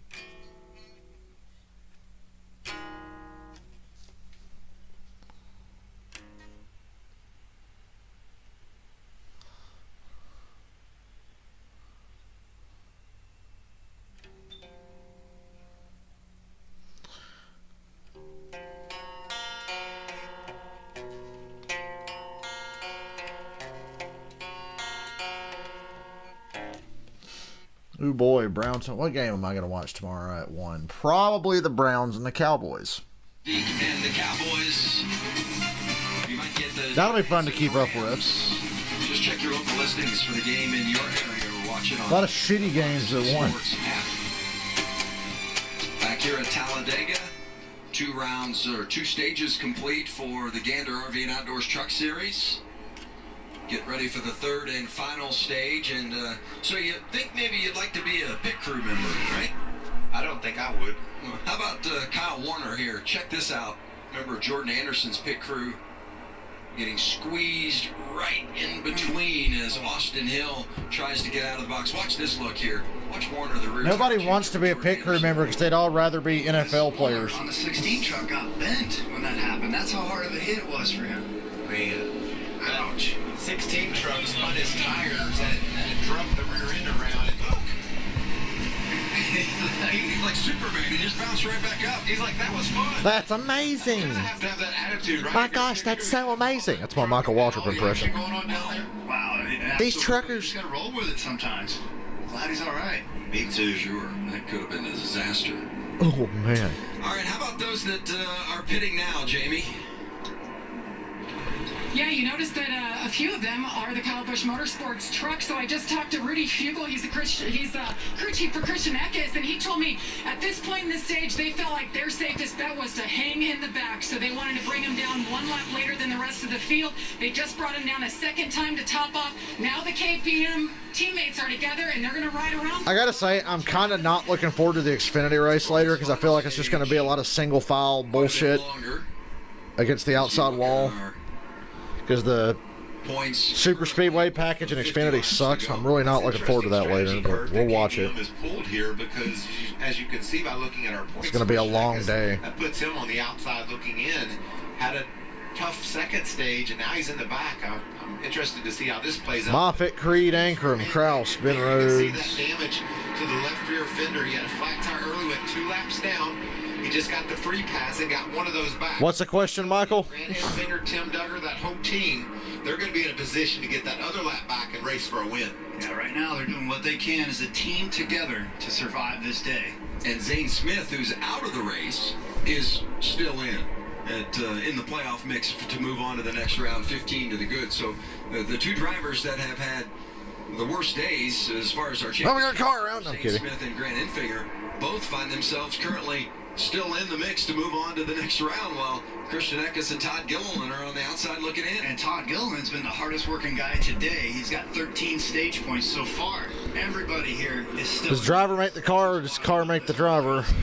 Sheldon Creed and Brett Moffitt. Man, it really depends. It varies. There's no definitive answer to that. The final stage is underway. I think it's just one of those things, you know it when you see it. One thing I know about Talladega. At least I feel like that's how it is for me. You know it when you see it. If it's the car or the driver. I feel like I'm pretty good at making That's not what I said, Ricky. the distinction between the car and the driver. Stage at Talladega. Nowadays, more than ever, it's the fucking car, but that's just the way it is. But not always. And that's where guys pushing more aggressively. Anyway, stage 3. As far as his handling goes. I really just don't have a definitive answer to that. And giving that 26 of Ankrum the big push. He was pushing more aggressively than I'm ready for, too. Moffitt's leading, Creed second, look out. A lot of racing left, and we've got to survive first. Rhodes doing some aggressive racing. Moffitt is the leader. And he's a veteran. He's a smart guy. He's gonna be playing it cool here. And you're gonna see the outside lane trying to be as aggressive. Yes, let's cut to an onboard camera mid-pack now that they're actually dicing up front. Ooh, my God. He's got his hands full up to me. He's looking, Rhodes was up the ass of Ankrum and about turned him around. Saying, tell him to get off of me. Why won't he get off of him? Big push up front, Kraus to Creed, Creed to Moffitt. He's like, come on, man, let's roll. I don't like it. Oh, my God. Still got them all jacked up sideways. Ankrum about got turned again. God, Ben Rhodes, fuck off. Yay, Gilliland got in front of him. I ain't worried about how loose you are. I'm going. Oh, no. Finally, Rhodes. Now Rhodes is on the back bumper of Gilliland. There goes my $20. Going to aggravate Gilliland. Watch this. All over him on the right rear, back to the center, left side. What's the safest? There's about a 5-truck breakaway at the front. You can't lock up. Is it safer to push on that right rear? You want to be to the center, to the right, yes. But you want to be as close. And Gilliland is leading the next line that's catching back up to him. Remember, if you hit him too hard, you're going to jack him up. It's just those little bump traps that are key to gaining speed together. He definitely spilled his macchiato on that one. That was wild. The second time today, Kurt Busch made that same joke. We've seen the movie. Another great run, Vince. He's been so impressive this rookie season. 19-year-old out of Wisconsin. Like what a Single file all the way back. It's going to be like the Xfinity race later. 15 truck, Tanner Gray as well. We mentioned it really caused that incident. No lucky bumpers. But as far as Gray and what he has done the last couple of weeks with back-to-back third-place finishes, running inside the top 10 again today. We are halfway home. Over the course of the second half of the season. Yeah, you can really Sure, we'll get another red flag or two by the end, so I won't have any time to rest between races. starts on the big super speedways in that 15 truck, and we're going to make mistakes. Oh, Whoa, whoa, whoa, what the fuck? About Tanner, Oh no, Gilliland. Gilliland looks like he's got an issue as well. Please tell me that's a tire problem, not a motor problem. It looks like a motor problem. Damage to the 15. you know, it's interesting, Vince. We were zero. Gilliland's smoking everywhere. There's something wrong. We saw something go wrong. Ah, hell. That we have is there's trouble ahead. Well, I ain't getting no money today. What happened to Gray, and it looks like it might have been Gilliland's engine. Gilliland blew up. Damn So it. Tanner Gray running inside the top 10. Can't change my pick. I'm kidding. Was up I know in I the can't. sixth Spot, and Gray was in 9th. Things happen and change so quick. Oh well. And a lot of times it's just not even your fault. Didn't even get a chance to get the money. He blew up. That's looking like an engine. Oh yeah, it's definitely a motor. Heartbreaker. You can really tell on that replay when they're coming off of 2, it's a motor. I've never seen anybody play the accordion, Vince, but as Kurt pointed out again, Michael Walters admitting he's never seen Weird Al Yankovic. 4 or 5 trucks behind where the trouble started. And there's Gray. And then Tanner Gray just crashed randomly behind him. Right along Well deserved, but Gray's what he's trying to look at. And was that a small hit from Austin Hill? Just a Justine will be happy to see that. And Michael Walters probably happy too. Onto the straightaway, that's where vehicles are their loosest or their most vulnerable. It's right on corner exit, right there. Fortunate that didn't collapse. Youch. And he hit the wall in the exact same way that the 56 did earlier. Blow up? Yeah. I have no webcam. It's still like drive shop there first, but motor's off. And Gilliland's going to the garage. Oh well. And that's official. They said they are Big done. puddle of fluid in his Behind pit stall in their there. pit box. Todd Gilliland, they had just said how good the truck was driving. It was much better than Daytona. They love taking the time to get those adjustments. Their day. Well, next time bring a better motor. Congratulations, everybody on the So season. he's eliminated from the playoffs. They had. This is good news for Zane Smith, however. Their day is done. Well, unfortunate for Gilliland, who was runner-up here a year ago and has We heard from him in the pre-race. He was very optimistic about and doing a great potential to win job, today. Vince, as Kurt pointed out. Maybe the most aggressive guy, working the hardest, put himself in a great position. But I think we've... Of all the guys to blow up, did it really have to be him? Racer fall outside of the cut line and won't be able to advance the next round of the playoffs. But I'm going to tell you what this does. I don't like him, but it would have been nice to get that money. Grant Enfinger is a beneficiary. And Grant Enfinger is your lucky dog, sponsored by Aaron, except it's not anymore. Too, right? Exactly. He needs one more. He needs a little bit more help, does Zane Smith, as we race towards. Nobody beats Aaron, nobody. He knows how to win at Talladega. This is his home track. This could be a big part of this race for this team. As Tanner Gray is put on the hook and being taken to the garage. Yeah, remember Enfinger was a couple of laps down because of that tire issue early. That's the second best instance of karma I've seen all week. David Gilliland making that walk back. Hint, hint. Thank you for the likes today, everybody. I'm not used to any kind of praise. Hey, Paige. My cat's been over here taking a nap. She just woke up.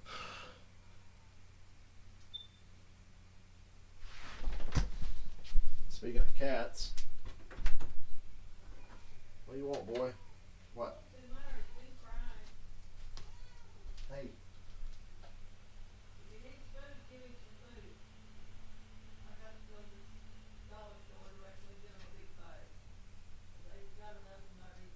Well, I wish Papa heard fuck up. I'm thirsty.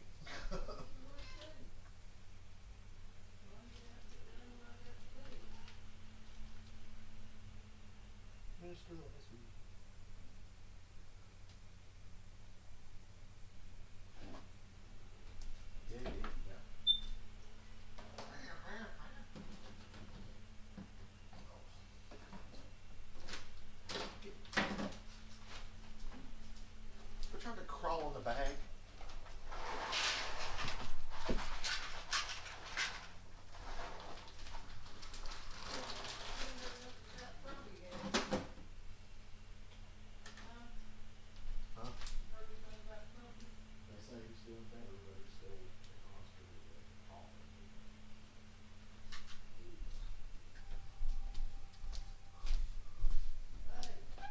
Yeah.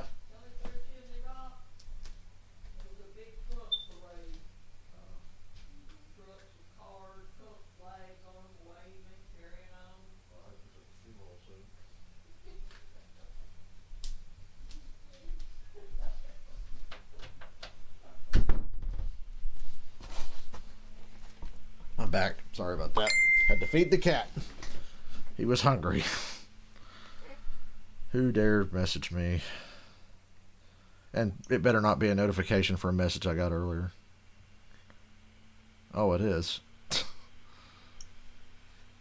phone's retarded. It's been happening way too much lately. I will be like, oh, who messaged me? And then it'll just be a message I've already seen from earlier. And it's like, my phone likes to notify me multiple times about the same shit. Back to Gator Trucks coverage, elimination race out at Talladega. Caleb Benzie alongside Phil Parsons, Todd Bodine. And as we predicted, it has been very eventful already in this race. We want to take you through some of the things that we've already Sure, this race audio is loud enough. Problems early on for Grant. Well, with how my OBS is acting today, it must be. I don't know. Really early on in the part of the first stage, probably a little bit of contact that cut down his left rear tire. Lost 2 laps. Things were really looking dire for him right then. Yes, absolutely. Then 13 to go. Sheldon Creed, when he was leading, he tried to block. It's loose behind him, of course.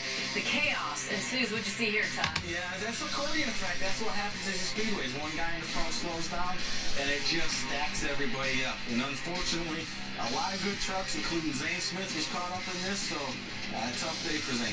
Yeah, tough day for Zane. That is definitely not what he was hoping to see. And the issues... Why did my guy have to blow up? You see Todd Gilliland I wanted money. having an engine issue, pushing to the garage. One of the drivers who was below the cut. This is a tough... It's not fair. I sound like Anakin.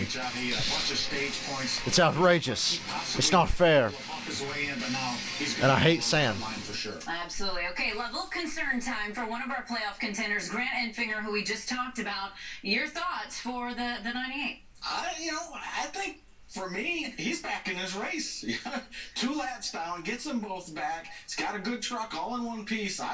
Little concerned, maybe a little bit, but calm, Okay, what do you think, Phil? Yeah, I agree. The only, he can just not have a disaster happen in this final stage, and I think he'll be fine. Okay, well, we still have some racing to go at a very unpredictable racetrack out at Talladega. Elimination race. We're going to send it back to Vince Welch of the guys calling all the action for this race. Vince? Thanks a lot, Caitlin. And you see just an absolutely gorgeous day. Talladega, Alabama on the super speedway, 2.66 miles, the biggest track, the steepest. Or as Marty Reed would say, the 2.686 racetrack. It keeps me on the edge of my seat, I can tell you that. And I know Don't you miss Marty Reed? How come when all the ESPN cast outs got hired at Fox, they didn't hire Marty Reed? Kurt, I know you're looking forward to getting down there tomorrow. He used to genuinely annoy me, but after a while I grew rather fond of him because I thought he was fucking hilarious. Friendly faces in the infield. It's always great to have our fans come in, whether it's 5% capacity, 25% capacity. As long as there's a couple out there, it gives you that spirited feel of, we're racing today. But we want, of course, as many race fans as we can have back. And Talladega, it's the biggest track. We should be able to spread everybody out just the right amount. It's nerve-wracking to watch. What's it feel? Both of you guys, obviously, Kurt, you're going to do it on Sunday. Michael, you raced in one cup race at Talladega. What's it like in the car? Yeah, Mikey's been in one cup race at Talladega. As we watch, we feel nervous watching it. Do you feel that way in the car, or are you in your element? Well, right now, I have a hall pass. I won Vegas, and so I'm not as stressed as... Kurt Busch is so happy he won last week.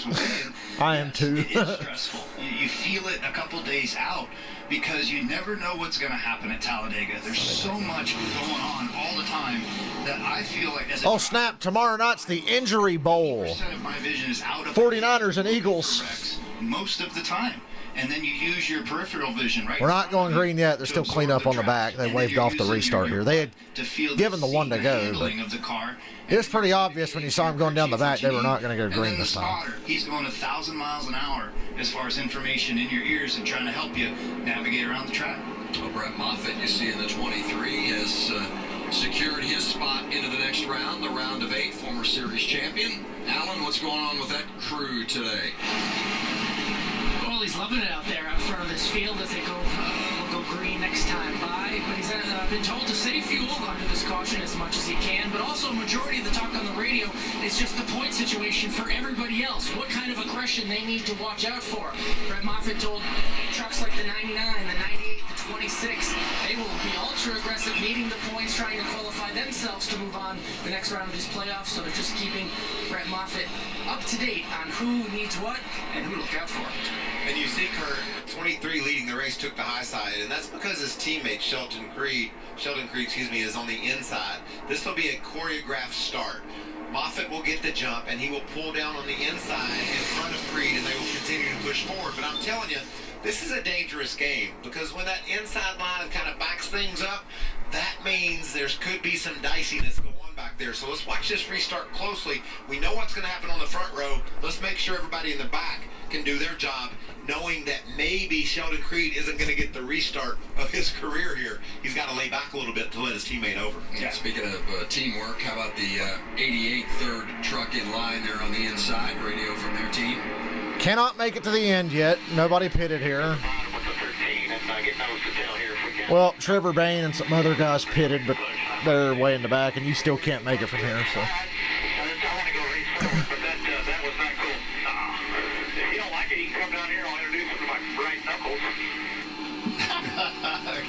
So not always a loving environment amongst the teammates. They'll hug after the race. They'll get over it. But, what Ben Rhodes wants to do is pull down to the low side.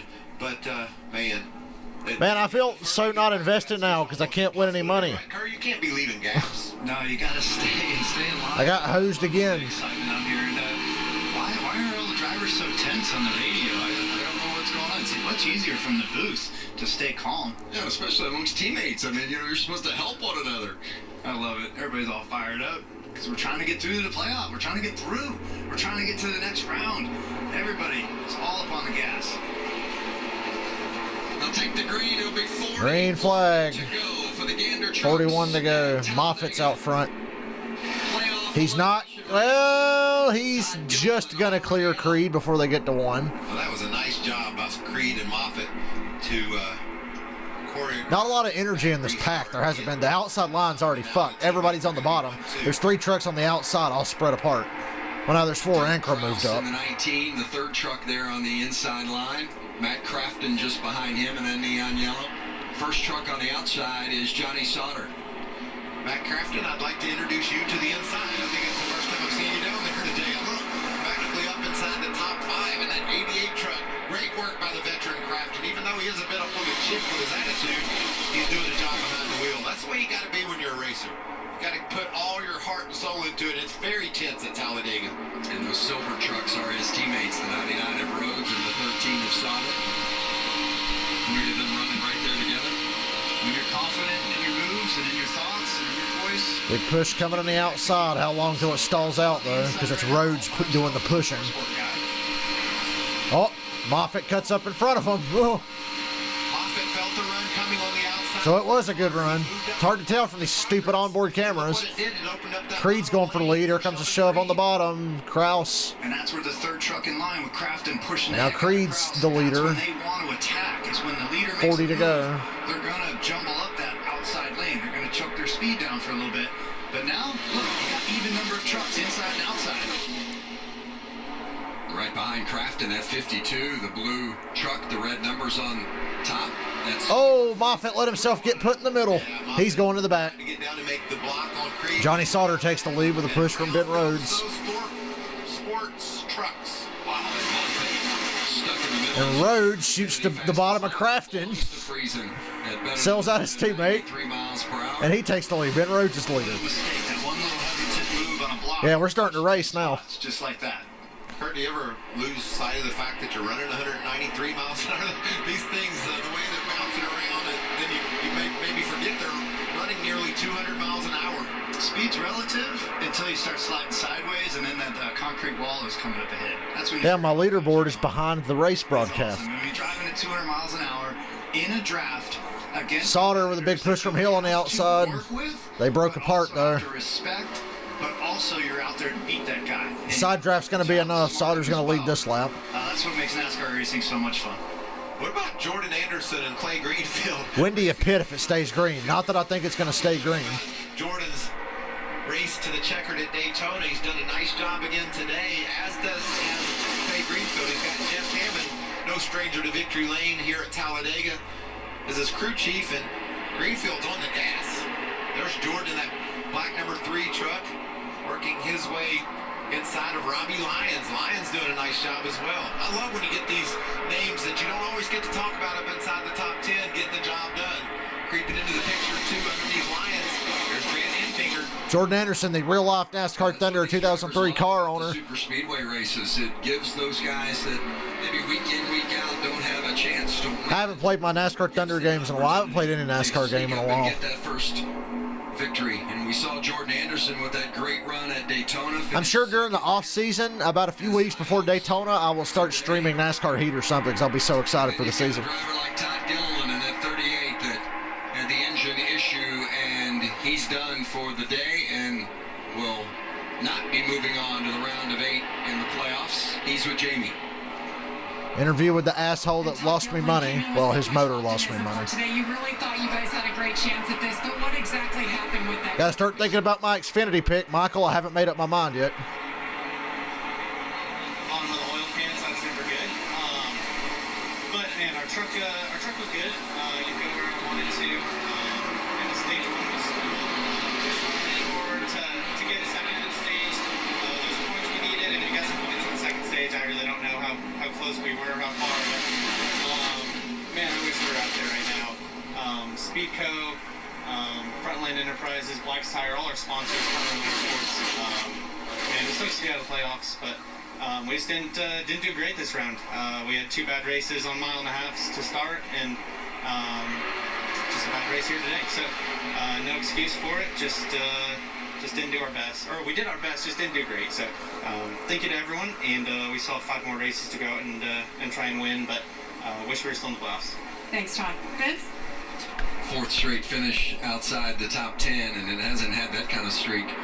Now they're all single file up front, all the way back to about ninth or 10th. This season.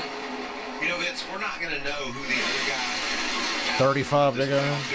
is until You took Cindric. either A has trouble or till the checker flag. Michael, can you give me the odds for the Xfinity race really fast? And these guys are racing If you can. front, near the front. Points So I will don't have to change go when we get looking. to the checkered. So we're just going to follow this lap after lap. Very interesting. Yeah, and Zane Smith, who currently finds himself on the playoff bubble, 9 points to the good. I'm not going to pick the obvious because it's Talladega, but I got to pick somebody reasonably favorable because the Xfinity Talladega aero package sucks. Yeah, all he needs is for one of those guys. He's got enough of a gap, enough of a. So I can't go too crazy. If somebody has problems, he's going to get into the playoffs. So it's certainly anybody's guess who the next guy out will be. Yeah, and that with Eckes riding towards the back right now. They're just waiting for laps to click off before he makes his move, and right now he's -7. The feelings of being -7 out and then being told to ride around in the back right now, that's one of the toughest things to do for a driver. And certainly got to trust that crew chief, but he's got one of the best, Rudy Fugle. And there's the 98 of Grant Enfinger, who at one time today was 2 laps down. He's back on the lead lap now and is running 10th, believe it or not. There's Tyler Ankrum. It's Talladega, Vince. I believe it. I probably won't believe what lies What ahead. time is the Xfinity race? 4:30, I think. You know, if we do have a green I'll flag, double check again to make sure. wouldn't be too many laps from now. Kurt, you know. Yeah, 4:30. So a little after 4:30, I'll be back on. We're not done with the truck race yet. Experience than you Cup guys. So this is something we'll have to Single file up front. if they indeed decide to peel off and go to pit road. Now, if Guys, I got to pit before the end of this. so far left, there would be no way anybody could hit me. But we don't see that happen a lot of times in the trucks. Yeah, they don't have all the opportunities. Oh boy, yeah, trucks doing green flag stops on a super speedway. 9 times out of 10, there's going to be a wreck. Pit entry, and in super speedways you have smaller brakes on the truck normally, so it's definitely way more sketchy getting on the pit road. So we'll bring it down to Jamie on pit road and give us an update. Yeah, Kurt, we're hearing different teams talking about when to pit exactly. In the 26, Tyler Ankrum, they're saying that window is going to open up in about 5 laps. So talk about what it's like, Kurt, to try to pit and come down in the middle of this mess under green. The first step is, if we're single file, then that's cool. Check that box off. That means I don't have to get from the middle or the outside lane down to the bottom when my crew chief says, pit now. And you're like, well, I can't pit. I'm in the middle lane. So all these guys are on the bottom. They're all listening to their crew chiefs right now. This is what you would call a calm before the storm. And you're trying to make sure as a driver, though, that you do your best job in and out of pit road, and you got to wait on the fuel, you got to slip the clutch just right getting out of the pit box. That's when you can take yourself from the lead to 10th, or from 7th, 8th, 9th up to the lead. It's going to be a hot green flag pit exchange coming up. Yeah, and it's intense when you do that. And if I'm the crew chief or team manager for these organizations, I get these young racers together on Monday and say, look, if we've got to make a green flag pit stop and then have some video lined up of all the times we've messed it up at Talladega, make sure these kids understand exactly what they need to do, which includes running wide open off turn 4 and then ducking underneath that yellow line and then getting on the brakes, getting yourself out of the line of traffic before you brake. And if you lock or flat spot up a tire, you have to radio that in. Your spotter has to help, and if you end up locking up any of the tires, now you've got a chance of a flat when you go back out if you don't get those tires changed. You see there on the left-hand side. Oh man, I gotta watch the fucking Cards and Panthers tomorrow. That have at least one win. The longest Cards and Panthers or Chargers Bucks, because I gotta use the computer for the race, so I can't watch the Browns and As we Cowboys. see 3 peel off to come to pit road, led by Austin Hill in that 16. Toyota. That was awesome, too. They did exactly what we said. They just jerked Oh over well, it'll be kind of fun to watch the Cardinals, I guess. those racers, and you can see Make it easier to watch the race. just gas. What will the 16? And we have our first takers on pit road. Same thing, just gas for the 16 spotter. Gas only for Austin Hill and a big ass adjustment. On this pit stop, getting off the pit road. You can see it packing it full of fuel right now. No tires for the 16. All right, round 1 on the pit road. 30 to go. Let's see if we can do it again. It wasn't without excitement, though. That's kind of cool to watch, wasn't it? We We didn't know those guys were peeling off it, but that was the team orders. Here comes Creed and Moffitt On the 16 of and Austin Ankrum. Hill, gonna get tagged. And Austin Hill too fast on pit road, but no implications because he won already. Sheldon Creed. You got it, and you win by numbers. There was only 3 Toyotas that pitted, and now there's 7 Chevys that are going to try to stay synced up together, but those Toyotas are going to be split apart. Let's go to Jamie with the 26. Came a few laps before they had mentioned they were making their plans. They came in, it's going to be the same plan, a fuel only packet, fuel gear firing. They got it on. And Sheldon Creed getting fuel. I got to think about the Xfinity race. I got to think. Off the top of the windshield, Sheldon Creed on and off pit road. 44 of Trevor Bain. Kaz Gralla actually in the 44, yeah. And good to see. I'm glad you brought that up, Mike, because it's great to see. Here comes the rest of pit road. We had 3 different groups pit. 2017, One lap after the other. There's Austin Hill serving his penalty. Austin Hill serving that speeding penalty. And the majority of the Fords are pitting now. Got some Fuel only. Those Toyotas too. You can see Kyle Busch Motorsports. Those 3 trucks come on. I like pitting first because there are fewer trucks, Kurt. That means there's less traffic. Maybe you get on and off pit road faster. There was some contact back there in the tail end of pit road. Robbie Lyons sideways. Yeah, I think Chandler Smith pulled out and wasn't quite clear. The 97 truck was there and there was contact. Just got to get it refired. See what kind of damage maybe to the 51. Boy, if this goes green to the end, I'd be surprised. Busch Motorsports machines. Didn't seem to be too significant of an impact, just enough to get Lyons out of shape there and unable to get into his pit box. Here's the Chevys. They're rolling. I think they executed. I'm not biased or anything right now, but I think the Chevys executed the best out of the groups of trucks. And now we're going to see their momentum that's all tied together, how far up they're able to go. There's the 45 of Trevor Bain. Bain, the 2011 Daytona 500 champion, and he finds himself working his way into contention in that Nice Motorsports truck. First time we've got a chance to call Trevor, but he knows what he's doing on the big tracks, and they are rolling, like you said, Kurt. Let's see if they've got enough momentum to clear the Fords. But right now, that is as good as you can see groups execute pit road when they don't do it very often. So good job to everybody, and we'll see if they got enough fuel. That 52. That Xfinity race is hard to pit. Stuart Friesen, but used to be part of that GMS group. 27 to go. Daddy, what's that big moving house thing? Michael, I am strongly considering Michael Annette. That's who I'm considering.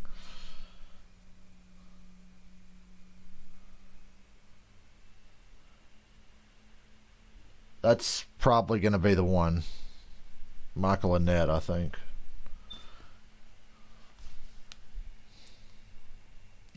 But then again, the fucking colleague cars work together so well.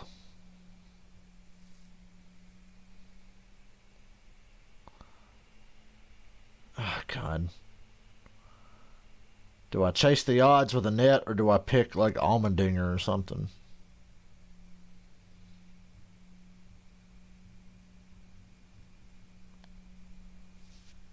I can't decide just yet.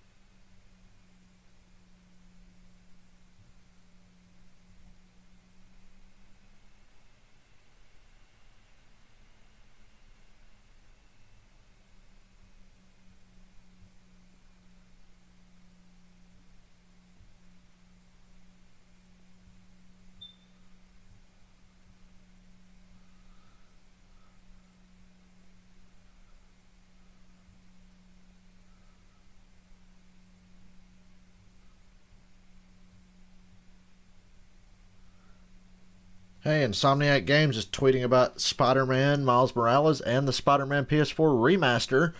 I would love to play that on a PS5 if I can ever fucking get one. Trust me, I've got the money for one. But will I be able to find a PS5? I don't know, and I'm still pretty mad that I don't have one yet. Reserved, anyway. Less than 25 to go for the Gander Trucks in the playoff elimination race. 2 drivers will be eliminated after this race today. We know that one of those... Matt Crafton, bunch of pussy-ass motherfuckers that just want to hang on the bottom. That's how I feel, Matt. In line there is the race leader. She has yet to pit. Austin Hill. Jennifer Joel Cab has not pitted yet. 207 starts for Jen Joe, and she's leading her first lap since here at Talladega in 2018. So great job for this small team. Poor Jennifer Joel Cab. Stay out on the racetrack, trying to catch a caution flag, but certainly get some. What's gonna happen if you do catch a caution flag, you moron? Nobody's gonna pit with you. Behind her, and he has also. Johnny Sauter's gonna be the leader here when this cycles through. And yellow, number 20. From what I can tell. Those two have. And we just can't have that. For the most part, we cannot have Johnny Sauter winning a race. Not anymore. Those days are over. And right now, this group is riding 18 seconds ahead of the pack. That pack will be coming in a hurry. But right now, this is the race. This is what I'm saying. Yep, Sauter, Right now, Eckes, and Crafton. Let's go to you on pit road with the 88. With Lassard and Ben Rhodes, that'll be the top 5. When Cobb and the 28 finally pit, they're non-factors, obviously. Earlier in this race, such an interesting relationship between crew chief driver Matt Crafton and crew chief Junior Joyner. They told them. So glad that by the time my wings get here, the race should be over, and I can eat off stream and really enjoy it. I wanted to go out there and go out and try to win this race. I love that. Those two have been together probably as long as Chad Knaus and Jimmy Johnson were. And they can do whatever they want to each other. That's great. I love that relationship. The California guys, Junior Joyner and Matt Crafton. Crafton third in line there behind Johnny Sauter and Christian Eckes. And remember when Cobb and Doza pit, Sauter would. Hey there, Oz. Hey, little man. Got a couple GMS trucks up on the outside lane, and these trucks back there. We got Gralla in the 44 helping push that outside lane with Ankrum. Lots of Chevys up in that outside lane. He's a good boy, ain't you, Mr. Oz? They're jumping up. So this is when you start to get the count of which lane has more trucks. This is when the outside can make some ground. Coming to 20 to go. Vince, if you look at the points, And that outside line is definitely moving. Right, he's above the cut line, but he's not even on the. Sheldon Creed's in front of it, and he's got a big push coming. Yep, they are there. They are at Sauter's door for the lead. The announcers don't seem too excited about it, but there they are. We got 2 strong lanes battling it out. And if the right guy goes the wrong way, Zane Smith. Creed's got a nose ahead now, and he's got a better push coming from behind. He's been sitting in the hauler since from Moffitt. 13, and he's still going to possibly advance to the next round of the playoffs. No doubt. Creed led that lap. I mean, hey, it's like he's a piece of bread sitting in the toaster right Oh, now. Creed wants to jump down. Ozzy, if you don't chill. Nobody's pushed the button to make him turn from bread to Chill out. The Gander RV and Dumbass. 20 to go. 20 left at Talladega. Well, that's like an eternity at this place, though, isn't it? You know what's funny? You know, usually when you say 20 I don't want to be leading with 20 to go. world, we're like, we pretty much have this one figured out. We got it down. We know who's going to be in position to win this baby. That is certainly and absolutely not the case. Hit Cass Gralla in the 44 doing what Natalie Decker could never do. Run up front anywhere. People that aren't in this lead pack can still go to victory lane. See, in this case, the driver's making the equipment. Because she wouldn't be up front right now. Looking in, Jamie. 8 points, actually 9 points back right now. And Ben Rhodes told me the first half of this race, he didn't want to hear anything about points. He said it gives him too much anxiety and it makes you make bad decisions. As I keep my eye on him on the inside. Now the second half of the race, though, he wants to know exactly where he needs to be for the points. He was running third and they told him to stay there. He was good to go, but now he has fallen back just a little bit. Yeah, this is going to be a dogfight with Eckes and Crafton and Rhodes for the last spot to make it to the next round. Zane Smith is 11 points ahead. He's out of the race. But Eckes and Crafton are constantly going back and forth between like 9 points and no points. And we got another goddamn commercial. I'm sure it's side by side though, but I'm gonna mute it anyway. Now the inside line's the dominant line up front. There is no outside line anymore. Like Crafton said, bunch of pussies just want to stay on the bottom, and Sheldon Creed's leading.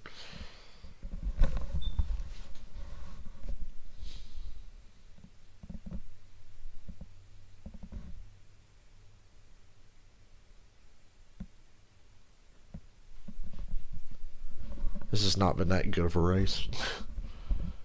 Trucks this year just ain't that fun to watch. What?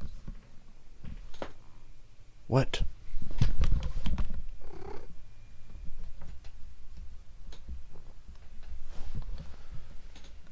You want me to open the window? Is that why you're bugging me? Quit that. Get out of my glass. I said get out of my glass. He's like, yeah, but there was milk in there.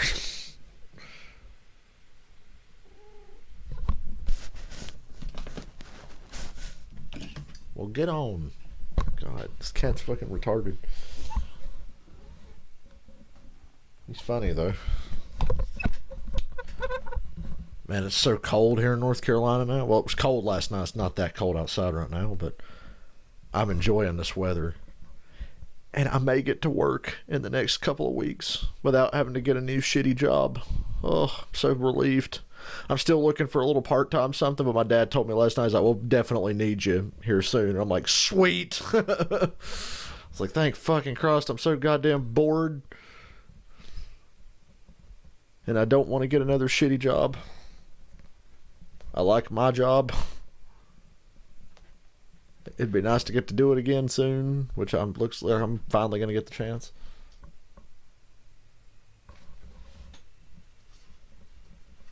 Hey, boy.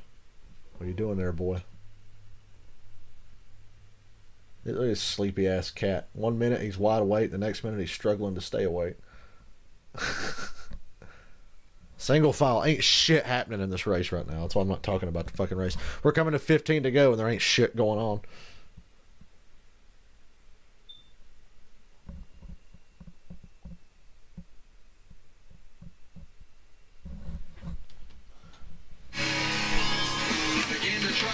At Talladega, playoff elimination race.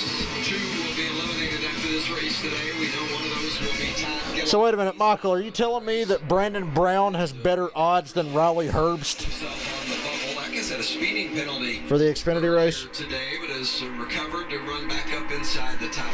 He's on the bubble, 7 to the good, and Ben Rhodes, the first one on the outside looking in. And right now, Rhodes runs back in the 13th position. So these boys are catching the group up in front of them. 2 seconds a lap. 2 seconds. That's what trucks in the draft do versus only 2 trucks up front. We got some radio on the 99 truck. Ben Rhodes is 7 points out.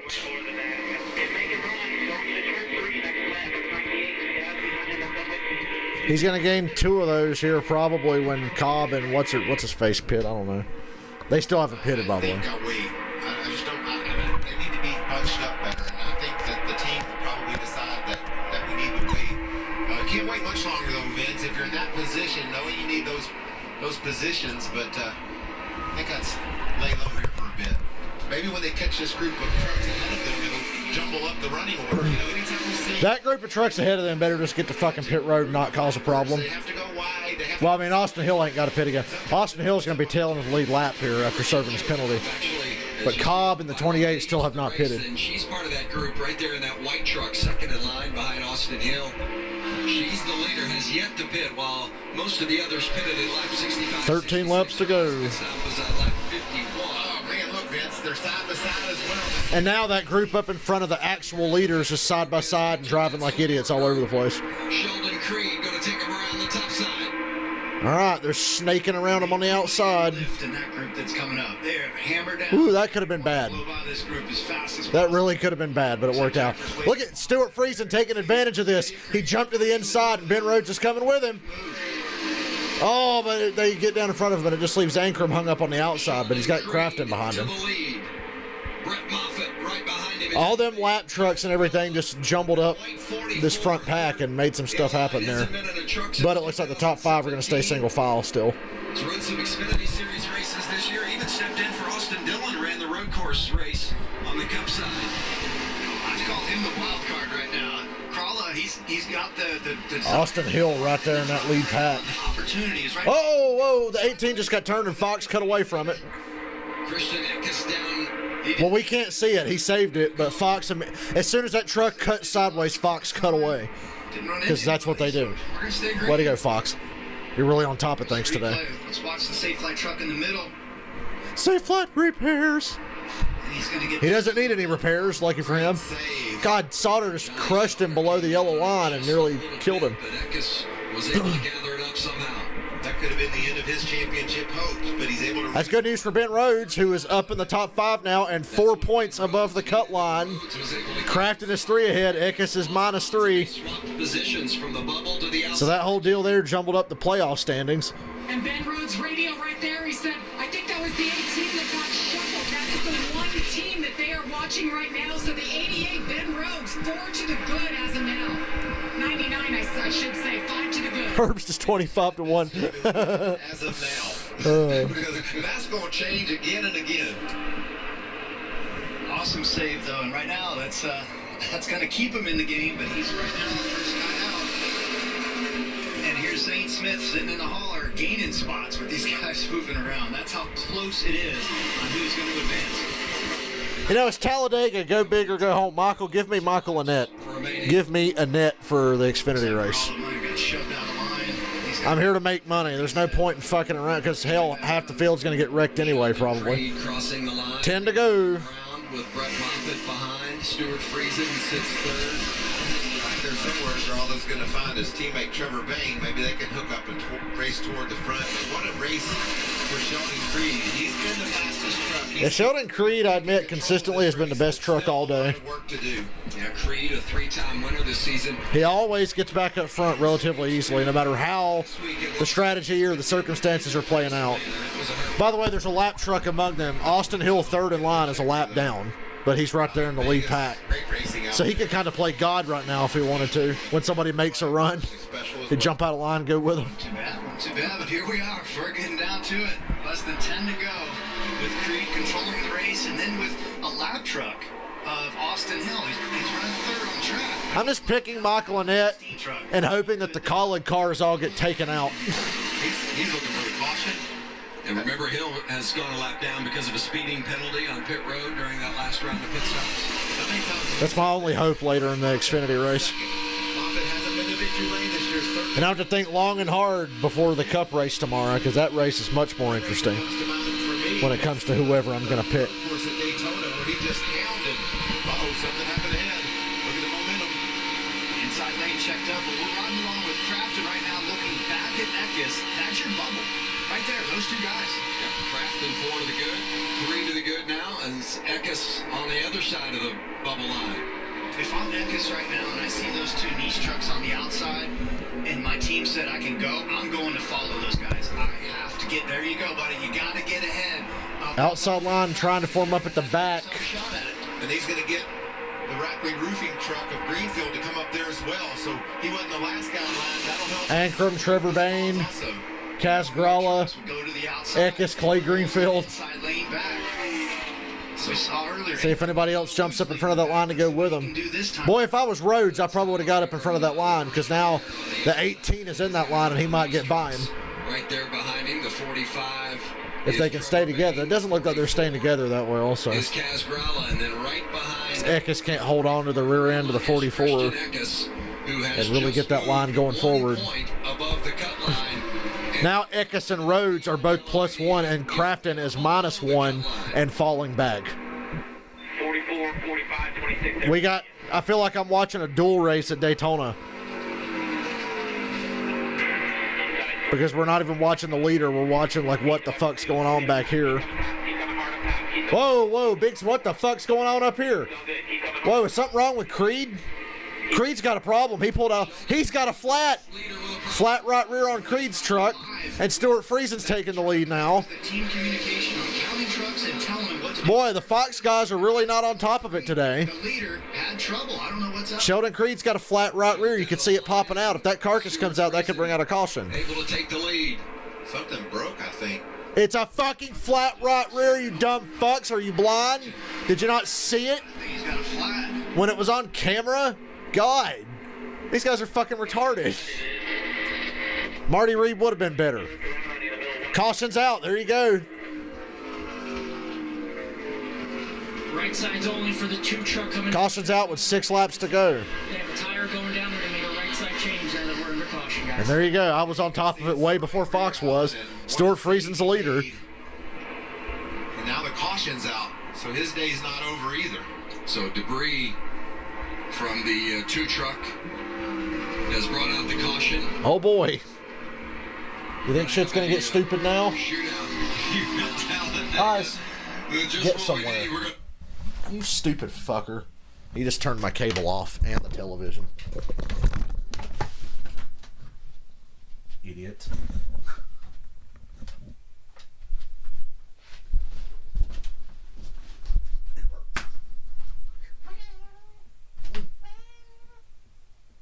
Quit being annoying.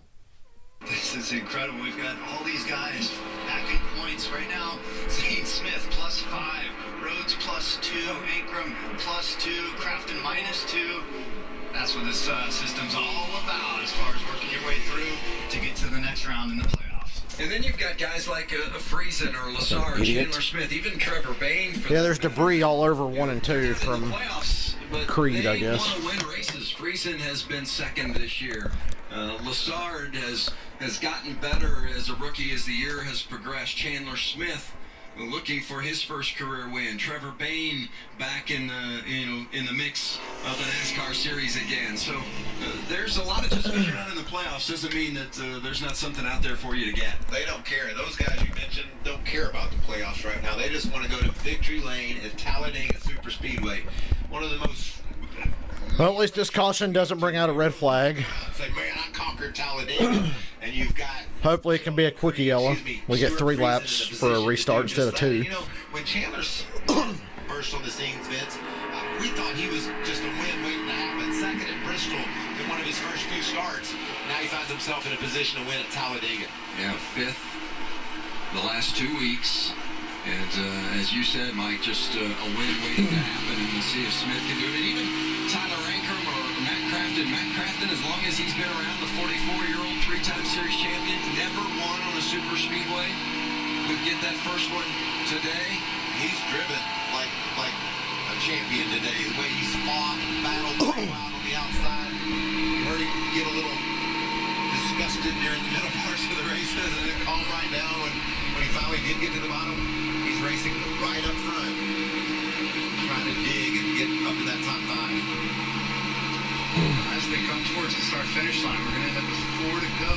I don't know if it is 1 to go just yet, but 4 laps. I wish it was. 3 laps can change the complexion of this race, any restricted plate race for that matter. I'm ready. I want 1 to go. That was 2 to go. We're told teams are being given the word 2 to go. Stuart Friesen. So they're going to restart with 2 laps to go. It's 4 to go right now, so we got another lap or 2 around. Their first win this season. Jamie? This fucking race coverage has been horrible. Calling the shots for Christian Eckes. 2 to go right now, Rudy. At one point recently, you guys hobbled, you were out. Now you're 2 to the good. What do you say to your driver, if anything, right now? Yeah, I mean, it's Talladega is always exciting. So you're never safe. There's a million different scenarios that put us in, put us out. There's a couple that lock us in. You know, if we stay ahead of the 99 and finish ahead of them, that's a lock. And if we finish in the top 6, that locks Zane out. So if we can try to control our own destiny and just do that, then. But realistically, we just got to be rolling as we cross the finish line and see what happens. Thanks, Rudy. Good luck. That's Christian Eckes. He runs 10th. Ben Rhodes is 7th. We finished 3rd, we're all good. That's all we got to do. Nothing else matters if we finish 3rd or better. Sounds like my only... The only positive today, Kurt Busch is really good in the booth. Finish 3rd. It's your only guarantee at the moment. Kurt Busch is good in the booth, but Fox Sports totally sucks. Kurt and I are looking at each other, talking back and forth about who's +1, who's +2, what's going to happen. These teams have more information on their computers than we have, and we're kind of spinning out over, our brains are burning smoke out of them as we're figuring it out. Imagine what it's like with all the information the teams have. And the 88 of Matt Crafton, Alan.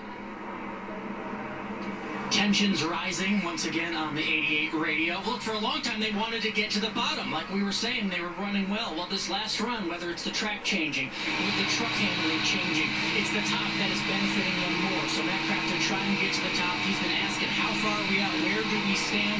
The team not exactly telling him, just telling him to focus on passing the 18 truck.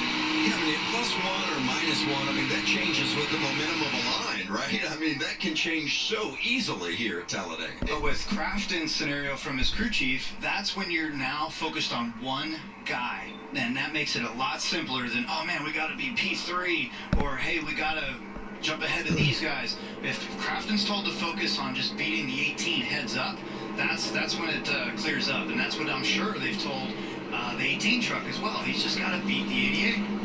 What about the 98? 2 laps down early in this race, and now he finds himself in a position, if he's rolling at the check. We're getting the one to go He's got for the 17 restart. points. He's good.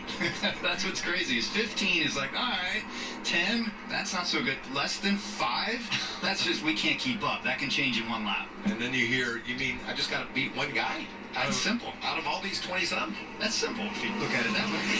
Coming to the finish here at Talladega, getting ready for this restart. We're going to be off next week, and then 4 races remaining before we get that champion crown, and it begins in a couple of weeks at Kansas Speedway on Fox. And then we go to Texas Motor Speedway on Sunday, October 25th, and we'll set that championship 4 at Martinsville on the 30th of October, and then we'll celebrate and crown a champion November 6th at Phoenix. Man, that's music to my ears, Vince, watching these playoff races roll toward Phoenix, go to the Southwest, and see who's able to come away with a championship trophy. So here I am as a racer. I can't drive all these trucks at once. I can't explain all the emotions and all the thoughts and all the strategies in just this short half lap while we're still under caution. But as a racer, if you're not on that front row, let's take 3rd, 4th on back. You want to have a smooth restart where you're pushing the guy in front of you, and you don't want to lose and crack the throttle. You don't want to lose any momentum. The guys behind, they're doing the same thing. The guys even further back, they're trying to just stay on the throttle and keep their momentum up and not have a big moment of losing speed. Now, Friesen, Ankrum... So you guys want a football stream Monday night? Because I'm strongly thinking about doing it. It might be the only way I can cope with having to watch a Falcons game. Because if the Falcons game is on a Sunday afternoon, I could ignore it and watch the race. But we're on Monday night this week in Green Bay. So it's like, of course I'm going to watch because there's nothing else on and I love football. Johnny Sauter was So we're probably just going to have to stream it. Crossed the line first, but was penalized for going below the double yellow line to block. Timothy Peters, Parker Kligerman, and Infinger was just a part-time driver when he won in 20. Anyway, 2 to go. Friesen, Ankrum, Lassard, Chandler Smith, Trevor Bayne, and Brett Moffitt. Maybe I should have put some money on Trevor fucking Bayne. That would have been a better decision than Todd Gilliland. 2 to go. Not overtime. Still in the scheduled race laps. Good push on the inside from Lassard to Friesen. Be good to see Friesen get a win. Outside line is dead Ankrum, and the 51 are going to the back. Trevor Bayne's 3rd, man. Oh boy. Rhodes trying to stick a nose in there. Bayne didn't let him in. Wow, Rhodes actually cut Trevor Bayne a break and didn't get under it. Now he's going under him. And he says, see, I'm going this way. Oh boy. Nowhere to go. You got to check up. Trevor Bayne's leading the outside line. Friesen's out front with no real push from either line. He's just got to guess which one's going to get there first. He chose poorly. Here comes the inside line. Lassard going for the lead. Look at Crafton and Eckes on the outside and the back. Oh my God. Lassard leads at the white flag. Friesen gets a push back to the front from Trevor Bayne and clears Lassard. We're on the last lap, thank God. Final lap at Talladega for the Gander truck. Damn, still Friesen might win this thing. Here come both lines again. He's got to pick which one's going to get there first. He blocks the outside. Trevor Bayne shoots to the inside. Changing lanes. Trevor Bayne. Oh, man. Oh. Oh, there goes a wreck in the back. Wrecking in the back. No caution yet. Eckes is in it. Implications everywhere. The yellow is out. Eckes is in it. And the caution. Why? How dare you throw a caution right there? I have Friesen on my board, but I don't see him.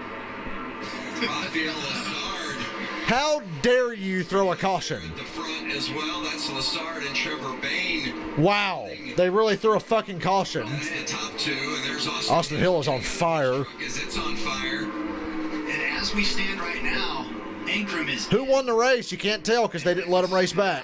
There's why you didn't see Friesen. And that's, he was leading. I think Raphael Lassard just won the race, though. I think Lassard was ahead. Okay, the leaderboard says Trevor Bayne won. But I think Lassard won. Check the scoring loops. I think if I had to... Oh, man, that's so stupid. But I think the Ford truck was Raphael. I think Lassard won, but the leaderboard says Trevor Bayne. Caution flew, but we'll have to see. Trevor Bayne thought he did.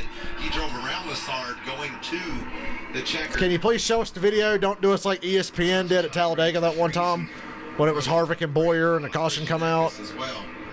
And for Raphael Lassard, how big it is, and he... Lassard won. Yeah, Raphael Lassard. Damn it. I would rather had Trevor Bayne win. The young Canadian. Oh, my God, a KBM truck won. That's not being driven by Kyle Busch. That's rare. Win. And he does it at Talladega. Raphael Lassard gets gifted a win by a last lap caution. Way to go. And was able to get to the bottom. But I think he passed below the yellow line the lap before in NASCAR. You want to go take a look at that? And there was chaos everywhere. Everybody was going for all... I swear the lap before his left side's dipped below the yellow line. Could have just been the angle of the camera we were seeing. Who was wrecked way back will advance. But maybe go back and look through that. I don't know. Raphael Lassard. And Christian Eckes. And Christian Eckes is eliminated. Great position, but he's going to have to get into the ambulance for that ride to the care center as is mandatory, and he... Unfortunately, Ben Rhodes and Matt Crafton make it. Well, I like Crafton, but I don't like Ben Rhodes. Lassard celebrates the win. That got exciting there. Would have been nice to see that last little bit of racing, though, before they threw the fucking caution. Only one of these NASCAR teams work. One guy out, one guy celebrating the victory lane. Well, it was an accident happening behind him. First career win, Raphael Lassard. But the leaderboard says Trevor Bayne, so can we just pretend that Trevor Bayne won? I'd have been so mad now if I'd have made the bet on Trevor Bayne and they throw that fucking caution. And Lassard gets the win. Better, Vince. All year long we talked about it. Trevor Bayne was somebody I was considering just saying, fuck it, give me Bayne. With a win at Talladega. We got a net later in the Xfinity race, so... Being in the right place at the right time. And like you said, Michael, it's bittersweet. It's heartbreaking agony on one side of it, and then it's joy and satisfaction for Kyle Busch Motorsports to have this guy as a winner at Talladega and to have Ankrum miss the cutoff and not have a shot to race for the championship. The fifth different driver to get his first career win this season, joining Sheldon Creed, Zane Smith, Sam Mayer, and Brandon Jones. And the third different driver with KBM to win, joining Brandon and Kyle Busch. And today is Raphael. Boy, that's just bizarre. I never thought Lassard would win anything. We'll give him a minute to catch his breath. This track, the last few years, has always delivered a surprise. Remember when Spencer Boyd won last year? For the trucks, another one delivered today. Wonder if anybody made any money off of that last year. Number one, tell me about those. Oh my gosh. That was awesome. Put your fucking mask on, you idiot. Everyone back home, my team, Kyle Busch Motorsport, Kanek on board with us this year. Put your mask on. Mobile One, Toyota TRD. This is amazing. I can't believe it. It's my second super speedway race, and doing my first truck series win here is amazing. We'll show you the replay of just how close this was coming to the caution. So, Through your head, as there's nothing who caused the wreck? Moffitt kind of set that off. Moffitt threw a block on Krause, and then all hell broke loose. He gave me a heck of a push. I can't thank him enough because he's part of that win too. he pushed me as hard as he could, and I was just holding on for the ride. Looks like it was Ben Rhodes that pushed Lassard out front there. Right time, and I'm so happy. It's my first time doing it. God damn it, Trevor Bayne should have won. Hopefully I can do it some more. Realize how happy Bayne would have been. This year has been like for you. Your family's in Canada. I know you haven't been able to travel or see them as much as you would in any normal year. What's it been like for you, and then to have it end like this? It's been pretty crazy to be. I moved here in Morrisville, North Carolina, in January, and it's a crazy year to be your first time moving from home, and my family is all in Quebec, Canada, so it's crazy. I haven't seen them in a while, but I want to say hi to everyone back in Quebec, my family, and damn, that I needed that. We had a tough season, so this one feels really good. A big celebration all over North America, guys. Yeah, the 5th foreign-born driver to win in the series, and the first career victory for Rafael Lassard. Well, there you go, folks. That was the truck race Talladega. Rafael Lassard won. The leaderboard says Trevor Bayne, but it was pretty clearly Lassard. I said that when it happened. So, I was right again. Anyway, I'm going to get off here. I'll be back in about an hour or so. A little after 4:30, whenever opening ceremonies are done in Xfinity, I'll be back. So, see y'all in a little while. I'm going to go eat.